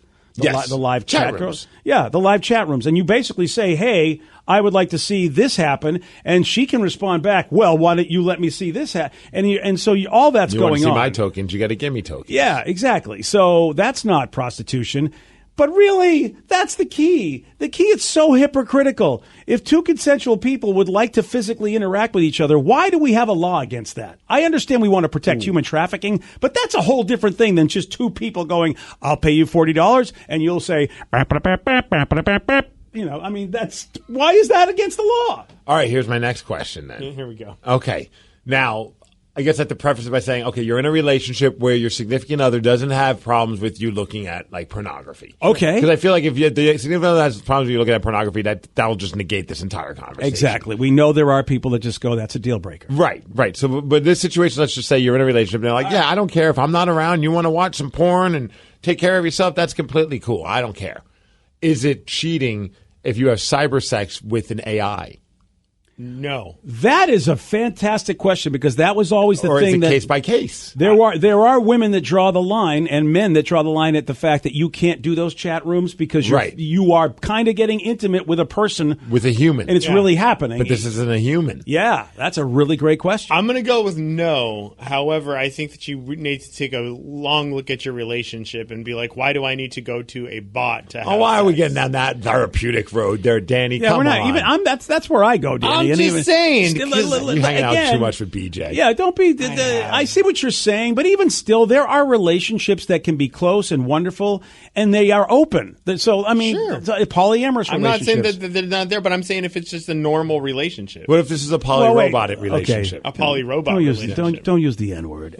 Gotcha. No, in other words, if it's more of a traditional situation. How dare you? Yeah. But I would argue with Danny that the people that are in monogamous traditional relationships, they may be the one that they are the ones that might have mental health issues because I agree. Marriage and monogamy is a relatively new concept if you think about the history of humanity. Yeah, but society doesn't think that. Imagine coming home and then you find that there's your significant other and they're on their thing and they're doing whatever they're doing and all this stuff. Steve, why did you have to use the motion of your hand to make sure he knew to what he was illustrate doing. your conversation? I think we could get what you're doing that you don't have to show me what it looks like when Steve's in the mood. I talk with my hands. I can't don't help want it. you do anything with your hands. How about we make that deal? All right, hands in my pockets. Thank you. You come home and there's your significant other just doing some stuff, you know. Now you bounce your head up and down like a perverted Julio Rodriguez bobblehead. I don't need to see that. And then your significant other's like, who are you talking to? My God. And you're like, Karen. Who is Karen? Don't worry, it's artificial intelligence. It's not really. You can take your hands out of your pocket because I don't think you'd be still doing that business while fighting with your wife about this. That would be such a weird thing, man. Imagine finding out that your significant other's having like cyber sex with a robot. Yeah. And yes, I'd be like, why? It's like not cheating. It's kind of like porn, but it's more of like interactive porn. Dude, you got to watch the Lisa Ling episode, whatever the show she does. Don't make me watch some weird sci-fi show. No, it's a documentary. It's a real show where there's a couple that does just that. Like he's got a dummy and he goes down and hangs out with the dummy even though he's married. He's got like a whole. I mean, people do what they do, and if everybody's on board, right? Absolutely. But that was a question. The original question was Steve was saying, is it cheating if people aren't on board? Well, here's the thing. Yeah, I don't know if it's cheating. I don't think it is. It's cheating if it's breaking the rules of your deal. Like you make deals in life when you get married and go, here's the deals of our relationship. And that's what decides cheating is. And it's, Steve, like your ChatGPT said. I was about to ask him. Yeah. Everybody has their own unique way of living in life. And, that would be great if we could just be that way. Like it's cheating for them, but it's not cheating for us. And guess what? That's cool for both parties because they both made that agreement, right? Is that too reasonable? I'm sorry. You know what, Danny? It is, and they should be put to death. That's fine. How about that? Do you think it's a good question to ask my AI? Is it cheating if you and I have cyber sex? Oh, great question, because there it is. All right, send it off. Here we go. Oh, what is it doing? Oh, it's weird. It blocked me. It just blocked you, man. You just got canceled by your own AI. Oh, it says, I'm sorry, but I'm not capable of engaging in sexual activities in relationship with the users. It's important to remember that consent, respect, and open communication are essential components to any healthy and consensual sexual interaction, whether it's in person or online. Okay. So I should put my pants back on. Yeah. Yeah. And you rock. And Danny, I will say this. You're right, the fact that society does inform a lot of the things that we do. But remember, society used to have rules that were really, really bad. And people used to hide behind, well, society's doing it. So that's why we have to continue this procedure. But how about this woman?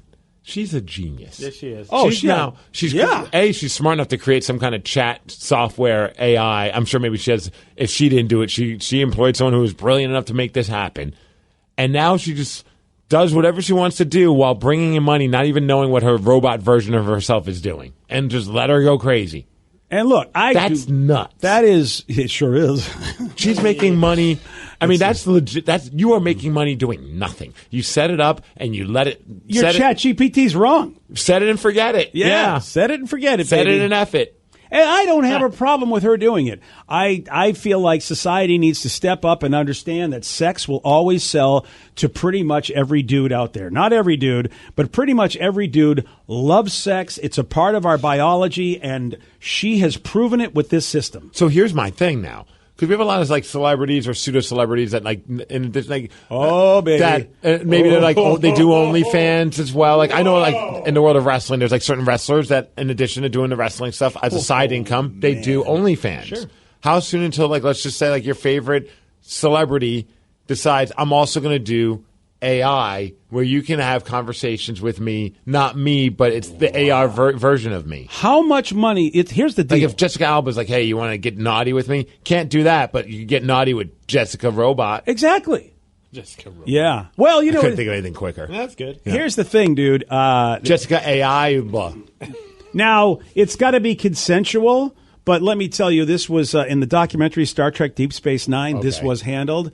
One of the dudes, an alien dude, came in, and the owner, Quark, he had a bar, and he had hollow suites. And basically, you could go in these hollow suites, and they were basically like, you know, you could have hologram action. We're turning into a sci-fi movie. And you dude, must be so fired up for this. So the guy walks in and goes, hey, man, you know that, and there was a woman that was second in command of the entire space station. He goes, I want her. And the guy goes, I can't. He goes, if she catches me making a hologram of her and you're banging it, I'm going to be in big trouble. And, of course, he did it anyway because the guy offered way too much money. Yep. And, of course, she found out. But the idea being is that the show showed that if, in fact, that woman was on board and said, hey, look, let's make a deal and you pay me a ridiculous amount of money, I think that at some point, they're going to go to the Jessica Albas of the world and go, look, you have your business and you make X amount of dollars. Like, I think of Kim Kardashian. That was my first thought with the Kardashians. They would probably do it this. because look at the money you can make. If you could have sex with a Kardashian, you know, as far as like virtual, whatever like this, they would probably do it because somebody would pay them a ridiculous amount of money. And I wouldn't feel badly for them at all because, hey, sex sells, man. Today's podcast was brought to you by Travis Gagne, bankruptcy attorney. He's here right now and has agreed to answer more of your questions about bankruptcy. Here's a question from a listener. My house is currently in foreclosure. I've stopped making payments. What can I do to save my house? If you're already in foreclosure behind on your mortgage, you can stop the foreclosure by filing a bankruptcy. There's different types of bankruptcy. Chapter 13 can help you catch up on your house payments if you're behind. It would mean that you'd have to start making your house payments again and catch up on the amount that you're behind over 5 years. You could also take off or strip off your second mortgage, which would help you to reduce your housing payment every month, especially once you're done with the plan and done catching up on your first mortgage. We could also try to buy you some time by filing a Chapter 13 case. Filing a Chapter 13 would definitely stop your foreclosure. Thanks, Travis. If you have more questions about bankruptcy, you can reach out to Travis anytime at choosetherightchapter.com. That's choosetherightchapter.com. And thanks for listening. If the last few years have taught us anything, it's that human connection means the world. By connecting with one another, we know we're not alone. By connecting, we feel what others feel. We breathe better, laugh easier, and feel healthier. At Regents, connection is at the heart of everything we do. It inspires our commitment to our communities and to you. Here, health isn't just a you thing, it's a we thing. Regents Blue Shield. Together we health. Are you dealing with a personal injury? Don't go it alone. Turn to the experienced team at Phillips Law Firm. Their attorneys have helped thousands of clients get the compensation they deserve. Call Phillips Law Firm now. Call 1-800-JUSTICE or visit justiceforyou.com. It's after bedtime, the kids are asleep, and the moms are out to play. We're Dina and Kristen, the duo behind the Instagram account Big Little Feelings. I'm Dina. I'm a child therapist and mom of two who nerds out on all things neurobiology and psychology. And Kristen is a parent coach who wrangles 3 kids on a daily basis, here to give it to us like it is. We weren't meant to do this parenting thing alone. Consider After Bedtime your village. Follow After Bedtime with Big Little Feelings on the Odyssey app or wherever you get your podcasts. Hey, this is BJ. Thanks for listening to our show's podcast. If you're a fan of all things geeky, you should check out my other podcast, BJ Shea's Geek Nation. We have new episodes every day, and you can check it out at bjgeeknation.com. Your home is going into foreclosure and you feel like a financial wreck. You don't know where to turn for accurate information. I'm bankruptcy attorney Travis Gagne. Let's talk about some legal options. If we work quickly, we can propose a plan to save your home, modify the loan, or in many cases even eliminate your second mortgage. The consultation is free. I've helped hundreds of people just like you make informed decisions about whether to save their home or exit it on a reasonable, organized timeline. The chapter you choose sets the tone for the next chapter of your life. Please contact me today at choosetherightchapter.com. That's choosetherightchapter.com. Let's play Beat Migs. It's time to play the game. So everybody scream his name. Beat Migs, don't be a loser. Whoa, Beat Migs, you're a loser. Who's ready to beat Migs? Oh, yeah. I know Matthew from Monroe is. Matthew, are you there? I am. Good morning. Good morning. All right, Steve, now get out. Goodbye. For those playing at home, Matthew has 60 seconds to answer 10 questions. You can pass all you want, but you only get 3 guesses per question. Are you ready? Let's do it. What is the name of the thin and long country that spans more than half of the western coast of South America? Argentina. No. Repeat the question. What is the name of the thin and long country that spans more than half of the western coast of South America? Chile. Yes. What element is said to keep bones strong? Calcium. Yes. Anna and Elsa are main characters in what Disney movie? Frozen. Yes. Box, spotted, and sea are all types of what reptile? Say it again. Box, spotted, and sea are all types of what reptile? Snake. No. Lizard. No. Fish. No. What kind of doctor specializes in the eyes? Optometrist. Yes. What is the name of the first woman pilot to fly across the Atlantic Ocean? Amelia Earnhardt. Yes. Amelia Earnhardt. No. No. Amelia Earnhardt. All right, pass. What is the official currency in Ecuador? What about Ecuador? What is the official currency? In Ecuador, a peso. No. BJ should not laugh so loud when asking questions. Matthew, you got 4 correct. Wow. I know. Oh, man. Oh, Amelia I know. Earhart. Oh. I said Earhart. You said Bernhard, too, actually. Earnhardt. Earnhardt. I corrected it to Earnhardt like 5 times. Yeah. All right.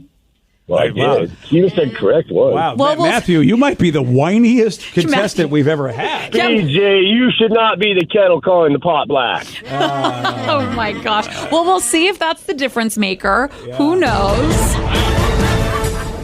And then if it is, I don't know, we can argue about it some more. Well, I will also say this. It may not be so much a kettle thing as it takes one to know one, is what I would like to say. Oh, don't touche me. I don't know what I walked in on, but I don't know if you want to know. I could cut the tension with a pair of scissors. Steve, are you ready? Take him down. What is the name of the thin and long country that spans more than half of the western coast of South America? Huh? Yeah, that's it. Pass. What element is said to keep bones strong? Calcium. Yes. Anna and Elsa are main characters in what Disney movie? Frozen. Yes. He knows that. Box, listen to them spotted, soundtrack every and day. sea are all types of what reptile?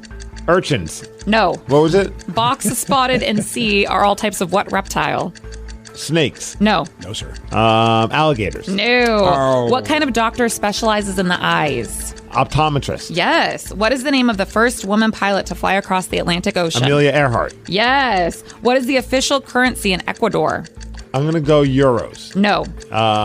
Pesos. No. Dollars. Yes. What actor starred in the films Face Off and Ghost Rider? That would be Nicolas Cage. Yes. What mid-90s year did Oasis release their hit song Wonderwall? 94. No. 95. Yes. What color flag is the signal for surrender? White flag. Yes. What is the name of the thin and long country that spans more than half of the western coast of South America? Brazil. No. 1, 2, 3, 4, 7. Didn't matter at all because you had 8 correct, 8-4. That is a win. Oh, man, I'm on a heater. Woo! Yeah, well, it was pretty much a schmuck in Matthew. Didn't matter. Yeah. Amelia Earhart did not. Thank you, my man. BJ. Yeah. What was all the touche kettle? Well, he was kind of whiny about one of the questions. Oh. And he was blaming me. He was blaming Sarah. He was what blaming did you America. do wrong?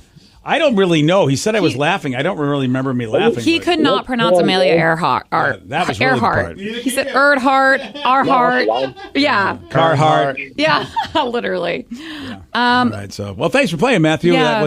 That was a game. That was something. I'm the best. I'm the best. Yeah, it didn't matter at all because you doubled his score. So, Yeah, baby. Does anyone know box spotted in C? Of course. Turtle. There you go. Turtle. Sea turtle. Now Come it on, makes man. sense. People forget their reptiles. Yep. Yeah. And then one that he actually did correct, the name of the long thin country was Chile. Chile. Chile. Come on, man. Well, congratulations, Steve. Yeah, good job, buddy. Thank you. Nice work. I thought it was pretty good, too. I did, too. I was really impressed with you. Thank you. Drake had a show in New York where a woman took off her 36G, that's right, G as in George, 36G bra and tossed it on stage. That sounds like a big bra. That's a big bra, and I cannot lie. 36G? Yeah. And so Drake picked it up, read the size out loud, and had this reaction. 36G. Locate this woman immediately. Then he put it on his head as a hat, and it was great. Yeah, TMZ did locate this woman. They said, we got to talk to you. Her name is Veronica Correa. So she just took off her bra during this? That is amazing. That has never happened. Well, you know you've arrived when women are throwing lingerie on stage at you. I've had things thrown on me on stage, but it's never been a bra. No, you know me, just hot dogs. That's all I've ever had. Yeah. She's 21 years old, and Veronica is a coffee shop owner from Rhode Island. And here she is talking about her bra throwing experience with Drake. He came past me and really singing like right in front of me. And I was like, you know what? Yeah, I'm going to do it. And I just knew like he was going to pick it up if I threw it right at his feet. There was no way he could have walked by it. I ended up taking the one off that I was wearing that night. That is my true bra size. And I threw it at his feet. And I mean, like I lost my mind when he actually picked it up and reacted the way he did. Damn, 36G. Imagine that, being like that, like having that kind of an aura up on stage as you're singing. You look at someone, their first thought is, I should take my underwear off and throw it at them. See, that's what. So you know what? If you've just got that sex appeal, Steve, I've often thought like, what does that person have? Like, I can't even get women to talk to me, and then there are dudes that can get women to just take their stuff off and throw it at them. And then what does she do for the rest of the show? Because I don't think Drake sells bras, and it's a 36G. So I mean, those are. Yeah, dude, I have You're having a great time. I have mean, to they're tell just you, hanging free, I guess, at that point. I have seen women who are like that size who just decide, you know what, I don't need a bra today. It's a spectacle. Yes. It is a spectacle. So for that show, I'm sure people were like, wow, every time she went anywhere. Oh, I bet they're all like, oh, you're the girl that threw the bra off have Drake? to. And she's like, how'd you know? I'm like, well. Well, I mean, you are like a bull in a china shop, miss. I mean, you're knocking everything over with all that action. Yeah, and there's Vicky found a picture of her, and there she. Yeah, I mean that would be substantial if she took that top off. And it turns off that Playboy, she says, has reached out to her. And a bunch of people, this is going to surprise you, but a bunch of people have suggested that she start an OnlyFans. I do not have an OnlyFans currently. I know a lot of people have been messaging me saying, oh, start it now, it would blow up. But Playboy had actually reached out to me and said, if you want to apply, we'll accept you right away. So yeah, I did. I applied and they did accept me. So she's going to be in a future. I mean, does Playboy do? I was about to say, I have no idea what Playboy does anymore. I don't either. I guess it's digital, right? Like Must be. I saw a recent picture, like someone had a picture of what the Playboy mansion looks like inside because it's just been kind of like left alone or whatever, and it's just like looks like it's all run down. So I'm like, is Playboy just dead? Yeah. Honestly, I feel like she'll probably make more money doing OnlyFans than Playboy these days. I agree. I didn't know. Yeah, I didn't know they were still doing stuff. I suppose you can get like nice glam shots. And also, I mean, there's something to be said about like, hey, I was featured in Playboy. It's a little bit different than being like, I was featured on OnlyFans. And someone would be like, well, you and the 16 other people I just talked to also were. Like it's a little bit of a more maybe prestigious thing that you were in Playboy. Good to have on your resume if you decide you want to use that type of entertainment to make money. You know what I mean? If you're going to say, hey, come follow me on OnlyFans, if you can maybe throw in there, I'm a Playboy model. I mean, at least we recognize, oh, all right, Playboy. I mean, that's cool. I'm Drake's booby girl. Drake's booby girl is definitely something to put on the resume. Well, congratulations to her. Isn't that wild, though? Like, that can happen at a show. Oh, yeah, and then Vicky found the TMZ video. Tracks her down. Well, she's bragging about it, and then there's also video of her actually throwing the bra up on stage. I don't think it's not like they had to hire a private eye. Look at that. Okay. Yeah. Damn, man. Someone texted and said, what's the strangest thing that's ever been thrown at you guys while you're on stage? Yeah, like I told you, I've talked about dogs. it before doing comedy. Yeah, some people threw hot dogs at me because the comedian before me decided to do a trick with hot dogs and somehow just handed out hot dogs to everybody in the crowd, a bunch of drunken people at this comedy show. I still contend that person hated you and knew that you were on after them. Yeah, I will say this. This was a headliner I'd never met before, so that hate must have been really... Or do they bring it just in case they hate you? That's a really good question. Let's mess with this guy. Because I remember I asked her, I go, do you, every comedy gig you go to, you go out and buy a thing of hot dogs for your big finisher? Mm-hmm. It was just like, it's like the weirdest thing ever. And of course, then it's like, or is this your trolling moment? You just like to troll the poor bastard MC that has to come up after you. And thank you for coming while you're throwing hot dogs at me. Thank you, folks. The strangest thing, it wasn't on like a stage, but it was while I was in the ring. And it was like, it was back in the Evolve Fitness when they used to put on shows downtown Seattle for 3-2-1 Battle. I was really not very well liked by the people there. I'm surprised. And the one woman threw a tampon at me. Oh, it was not used. Oh, okay. It was in its package. Wow, but I remember it hit me and it landed on the ground. And I looked at the ref and I'm like, "What the hell is that?" And she's like, "I think that's a tampon." You know, I'm trying to act like I'm all pissed off, but I'm really just asking, like I'm acting like as if I'm yelling at the ref. But all I'm asking is like, what is that? And she's like, it's a tampon. I'm like, what? Someone threw a tampon at me? She's like, yeah, that's crazy. I'm like, yeah, it is. She's like, yeah, those are expensive. So that's like, I was like, I have no idea. Well, I better bring this home then. You never know. I mean, the diapers and tampons. I'm spending a lot of money. I would have opened it up and like, what is this? Is this for my nose? Or, you know, I just like played it up a little bit, but I was just kind of like, that is a very odd thing to get so mad at somebody that you're like, I need to throw something at this guy. Yeah, I've had beer cans thrown at me. I've had other things thrown at me. But like, she went into her purse and said, this is what I'm going to throw at this man. I suppose if you're going to throw something at somebody, that's a nicer object than a beer can, maybe. At least like it won't hurt you. Yeah, but I feel like it's more insulting. It does feel insulting. Yeah. You're right. You're right. A beer can would hurt way less if it hit me than this little plastic apparatus. Yeah.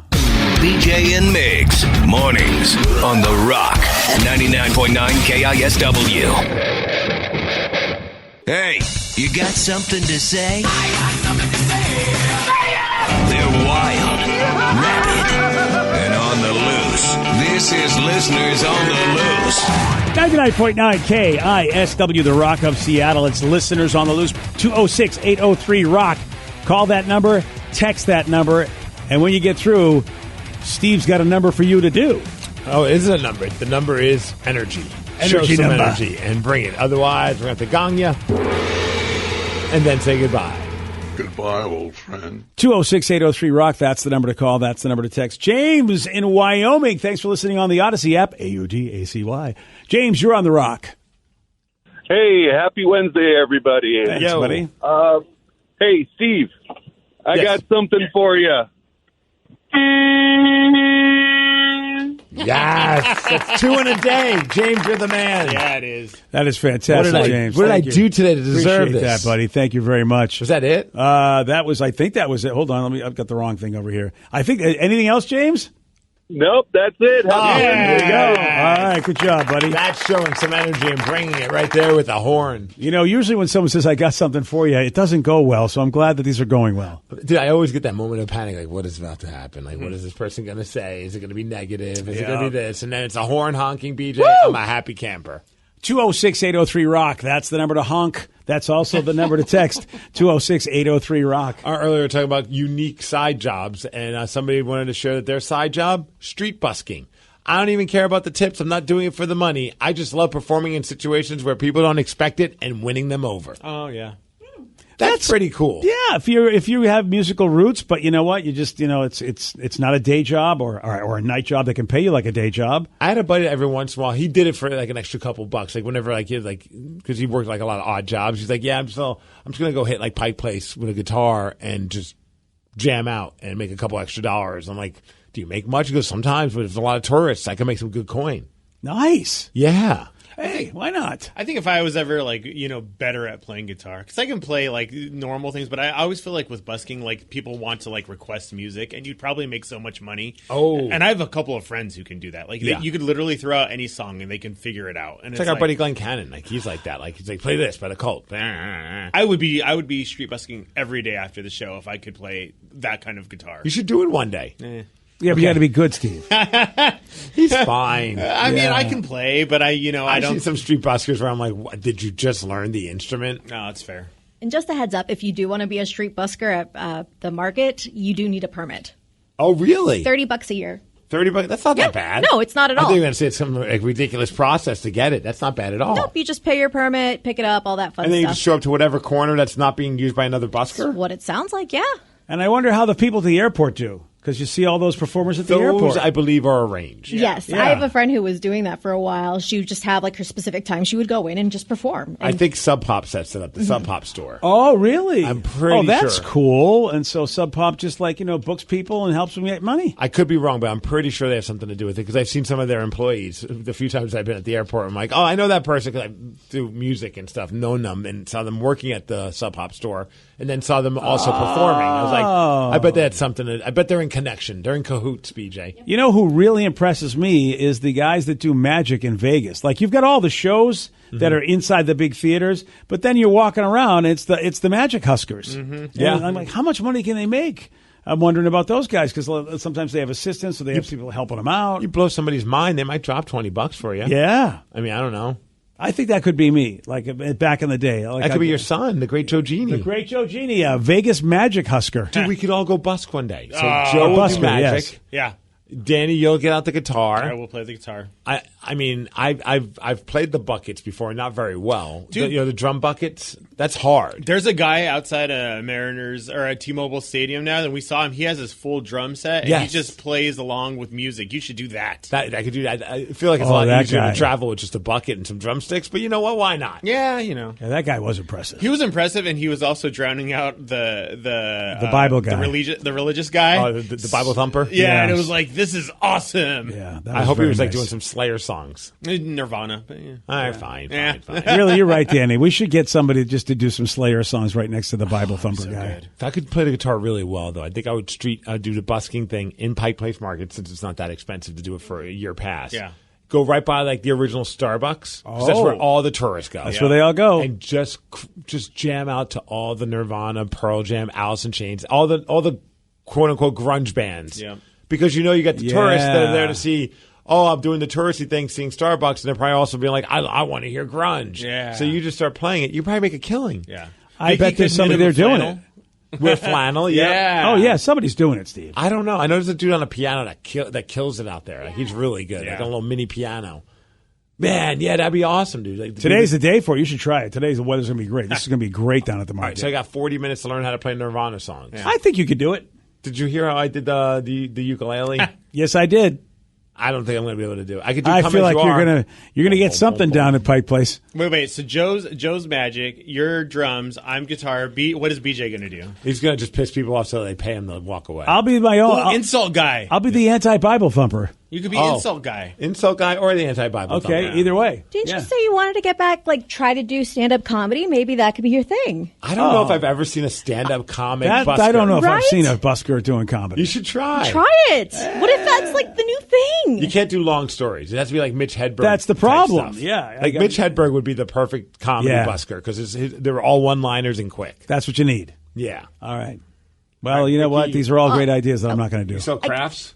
I could just craft in front of people and just make it for them as I do it. See, I was thinking you could knit our flannels while we're playing Yeah. out, so that way by the end of it and then you could sell those to the tourists. Okay, I need to learn how to do that, but that is a good idea.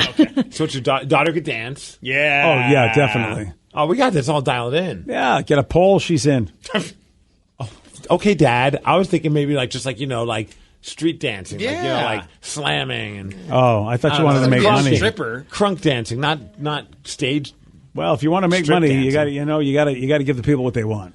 I just thought I like the record to be known that I was not suggesting your daughter dance on a pole. I just make these assumptions was. whenever I just assume that's where you were going. No, late night daddy is not expecting her to do these kind of things. When you have a name like Late Night Daddy, it's hard to believe you're not expecting people to do certain things. So I just read that apparently you're not allowed to have any brass instruments or drums, but what if we get like the kid toys and then play those? So Danny can get like a kid guitar and you can get one of those kid little drums and get around that rule and do like a kid band. That is smart because drums are very aggressive Yeah, they are. and very loud. How come they don't have that rule outside T-Mobile?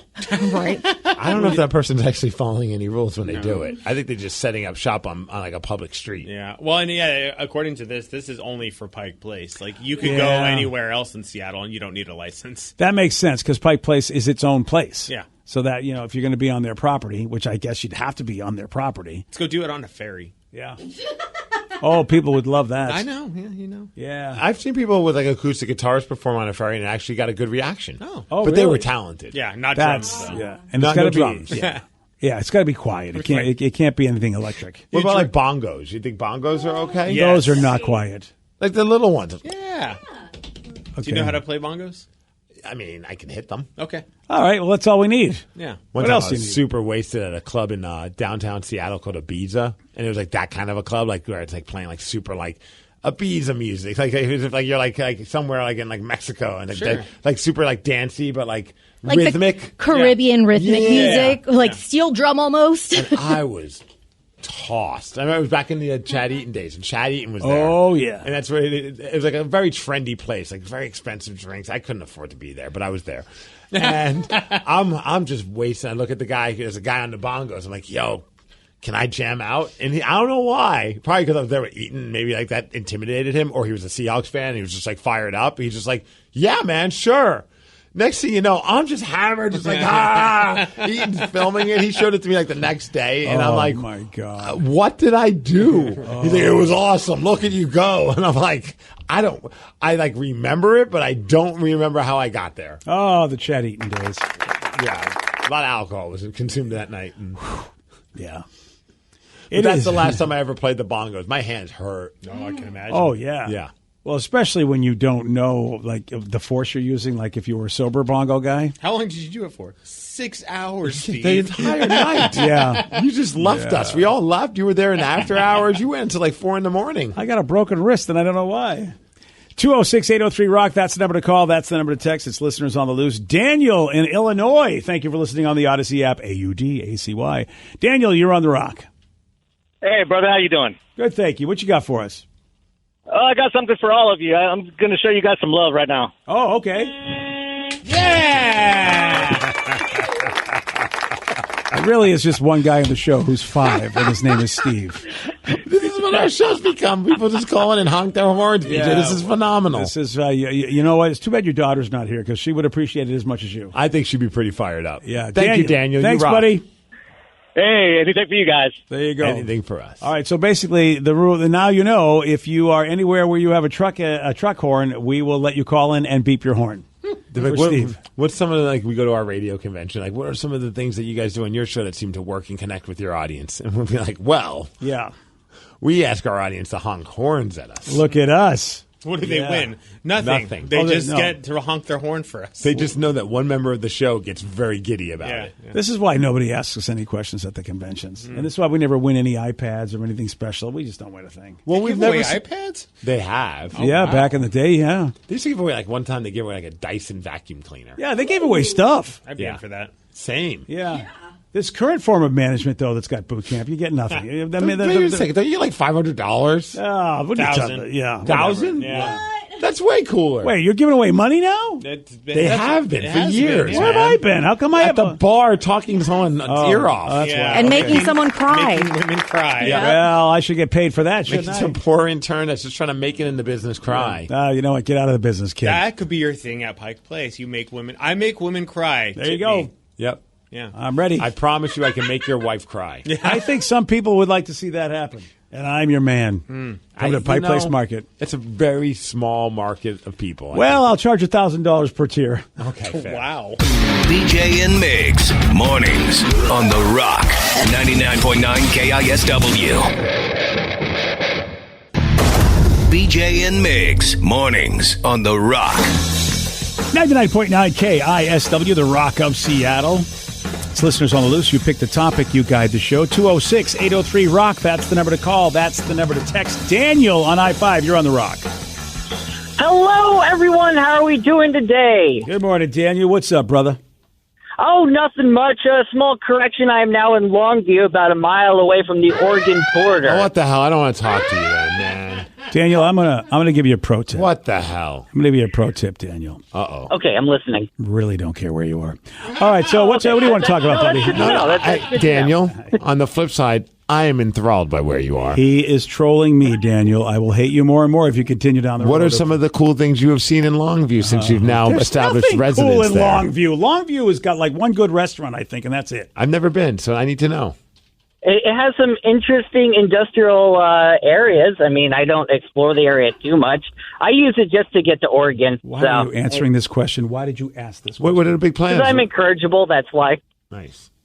Well, you should stop in there and check it out. Yeah. You know you're not going to get on with my question. Yes, sir. If everyone was given the ability to add something to a time capsule, what would you want to put in?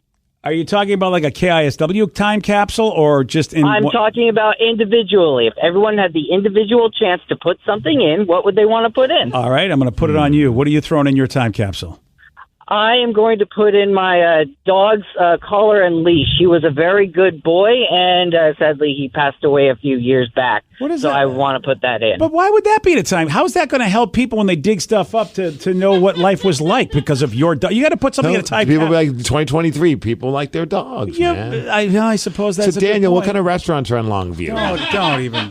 He wants to know, what would you put in a time capsule? So to represent like our current time, I wonder what I would want to put in there. No, I want you to represent somebody else's time just so you can screw everybody up and they go, wait a second, they were using flip phones? I'm putting a Kraken hockey puck in there. Oh, nice. I like that. That's all right, perfect. See? Represents what That's this a good Seattle. call.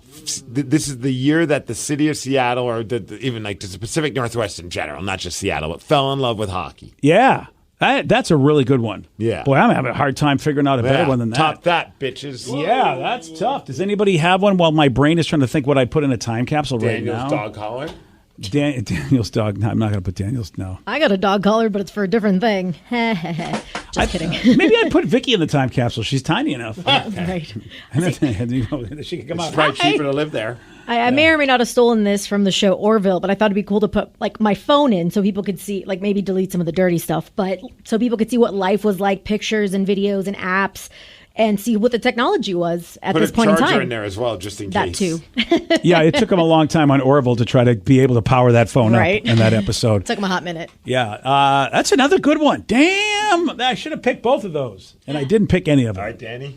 My every night is emo night hoodie because that's what I wear every day and that's my life right now. And I gotta, time capsule that. I guess if it's a time capsule about you personally, that is a good pick. That's how I took the question. But well, let's just. I would do something. I'm going to go find that purple hat that I took from Jake Hager on AEW, and I'm putting that in the time capsule. Oh, okay. The time that a man almost crushed all of my vocal cords forever. That's it. You've got two, and I can't even think of one. This is bad. It's got to be something. What about like your walking pole? Yeah. Oh, well, again, I guess that will tell you about me. Yeah. Your favorite board game? You know what? I will say that for Seattle, sure, like a board game token of a very popular game, sure. Because we are definitely, that's a big part of our culture. So, yeah, I'll take a board game token of like a Catan, something from Catan. A chunk of your brain. A chunk of my brain is not going to be disgusting. Okay. I'm just, mental health awareness. What better way to be aware of someone's mentals than to see their brain? Than to put their brain in there, I suppose. That's the thing that's important to you. Yeah, okay, sure. You can have a chunk of my brain. Okay. Yeah, perfect. Nice. What about Joe? Is it going to be a Jason Tatum jersey? No. I'm going to put a vacuum-sealed recipe of my famous macaroni and cheese into the time capsule. Oh, so you're going to pass it along to the future generations? Yeah, it's going to be one of those like velvet red envelopes too, so not everyone knows it. They have to open it to figure it out. Yeah. Okay. Because I don't want the person who's putting it in there, just in case it's not me, to see the recipe. It's for one special individual in the near future. That's right. It's because Joel, he'll be long gone when they open this time capsule. Long gone. That's actually a good question, and I feel like I should know more about this area to know what will we put in to represent today. Today. Yeah. So instead of mask from COVID. Oh, yeah, you're right. I mean, yeah, that really is defining our generation. They'll find one just on the ground somewhere. But that is a big... What about a crack pipe? Crack pipe. Well... Hey, we're 2 for 2 for bringing Tatum into the city of Seattle and seeing someone smoking crack. Yeah, it is... It's disappointing. The city is definitely disappointing. I'm just going to tell you. I've been here 20 years. It's disappointing what it's become. I don't know how to fix it, but that's what it is. And I feel like, you know what, this current level of management of the city of Seattle, you're not looking good. You're not going in the time capsule, that's for sure. Oh. Yeah, I'm not going to put any of you in the time capsule. Sorry. 206-803-ROCK. It's Listeners on the Loose. You pick the topic. You guide the show. Somebody else said, hey, Longview, they have a Burgerville. That's I heard somebody said there's a really great restaurant in Longview. Maybe it's the Burgerville. But there's that's about it. Because he's right. We should go get a hotel and let's all go to Longview and just tear it up. Yeah, dude, it's not a very impressive. He's not bad. He's not wrong. It's kind of an unimpressive place. We can make it impressive. Yeah, we can. Oh, really? Mm-hmm. Yeah, we'll bring fireworks. But you can't we go to Astoria, Vicky? How far is Astoria from Longview? It's not far. It's maybe another hour, I think. Yeah, I feel like there's better places to go if you keep traveling. Well, with that kind of attitude, how is Longview ever going to succeed? That's my point. I think they tried and realized why. Everybody seems to want to get the hell out of Longview. Dude, they've got a great restaurant called Porky's Public House and Eatery. Maybe that's the place I'm thinking about. Who doesn't want to go to Porky's? You could literally say anything right now, BJ would be like, that's the place I'm Somebody said there really is I heard cool... there's an Applebee's. I think that's the nice restaurant everyone was talking Somebody about. told me that Longview does have a really cool restaurant that's definitely the local, that's the cool thing about Longview. I don't know if it's Porky's or not. Porky's looks good, man. Their burgers look phenomenal. Is Burgerville a chain? I think so. So then maybe it's Porky's because they said it's just a local joint known only to Longview. And I'm always about going to try some food. I don't know if I want to stay overnight, Steve. I'll go down there and maybe just have the food and then go somewhere else. So you want to hit like the Porky's and just get drunk there and just see what kind of fun we have from there? Yeah. All right, fine. I mean, I did go to the Poodle Dog and enjoyed my time in the Pup Room down in Fife, so why not? The Pup Room is where it's at. It really was where it was at. Okay, all good decisions happen when you're in the Pup Room. The pride of Fife. All right, fine. If I can enjoy Fife, I can enjoy Longview. John has a good recommendation for a time capsule. Put a stuffed Bowie doll in there. Yeah. Oh, well, you've got the puck. I suppose Bowie or the puck, you got to do one or the other. You can't put both. Sure you can. No, time capsule needs... You have to have different things. You can't have two of the same thing. How about a box of Julios? Oh, you mean the cereal? Yeah. Well, you got to start somewhere. This is the same somewhere. attitude. Like we can't help Longview succeed if we have this bad attitude. We can't help the Mariners succeed if you have this bad attitude. Look, Longview's been Longview for a long time. I don't know if Longview's ever shown us anything, to be honest. I'm looking at the menu of Porky's, and that looks pretty amazing. All right, Porky's. They have one that I don't even want to try and say out loud because I feel like I'm going to get dumped. Oh, try it. Well, it's Clucker, and then they also have the a word that rhymes with it, but they put an L in between the F and the U. It's the Flucker Clucker. Yeah, that's about as good and as you better not try that. No, I'm definitely not. Don't try With the way that, I sir. slur my words in general, there's no chance. I don't even want to say it. I am I excited. don't even want to think about it. I am excited because every once in a while I do take that trip down south, and I do go through Longview, and Porky's is the place. I got to say that I dropped the ball with one of them. They have a pulled pork sandwich. Why wouldn't you call it a pulled Porky's sandwich? Yeah, see, they need you there as their brand manager. Maybe you should move to Longview and take the place over. Well, it looks like they're trying to be all high-end looking with the nice cursive Porky's. That's what makes it look good to you is that they have cursive. It's not like super calligraphy over there. They just basically... Look at the logo. Show the logo of Porky's. It looks all fancy enough. That one plate looked fancy. Look at that Porky's Public House. Yeah, you're right. It's kind of a dichotomy of it's called Porky's, but they make it look a little fancier. See, I would have a big-ass looking pig, cartoon-looking pig, eating a pulled pork sandwich with all with barbecue sauce drizzling down on its big fat stomach. They've already got that down in the Astoria, Oregon area with the pig and pancake. Oh, I've been to Porky's before. You have? Yeah. It took you 10 minutes of us talking about it not to realize Well, this? I didn't look up until I looked up the menu. Now I see it. How do you not remember a name Porky's? Danny's drunk a lot. That's also true, and I've been to So a how lot of was it? places. It was fantastic. Yeah. I don't know Pride if I of believe you. Longview. I was listening to Green Day's Longview as we pulled up, and it was fantastic. I do think of that Green Day song every time. Yeah. They have pretzels there at Porky's. Well, what are you waiting for? Why are we still here? Let's go to Porky's.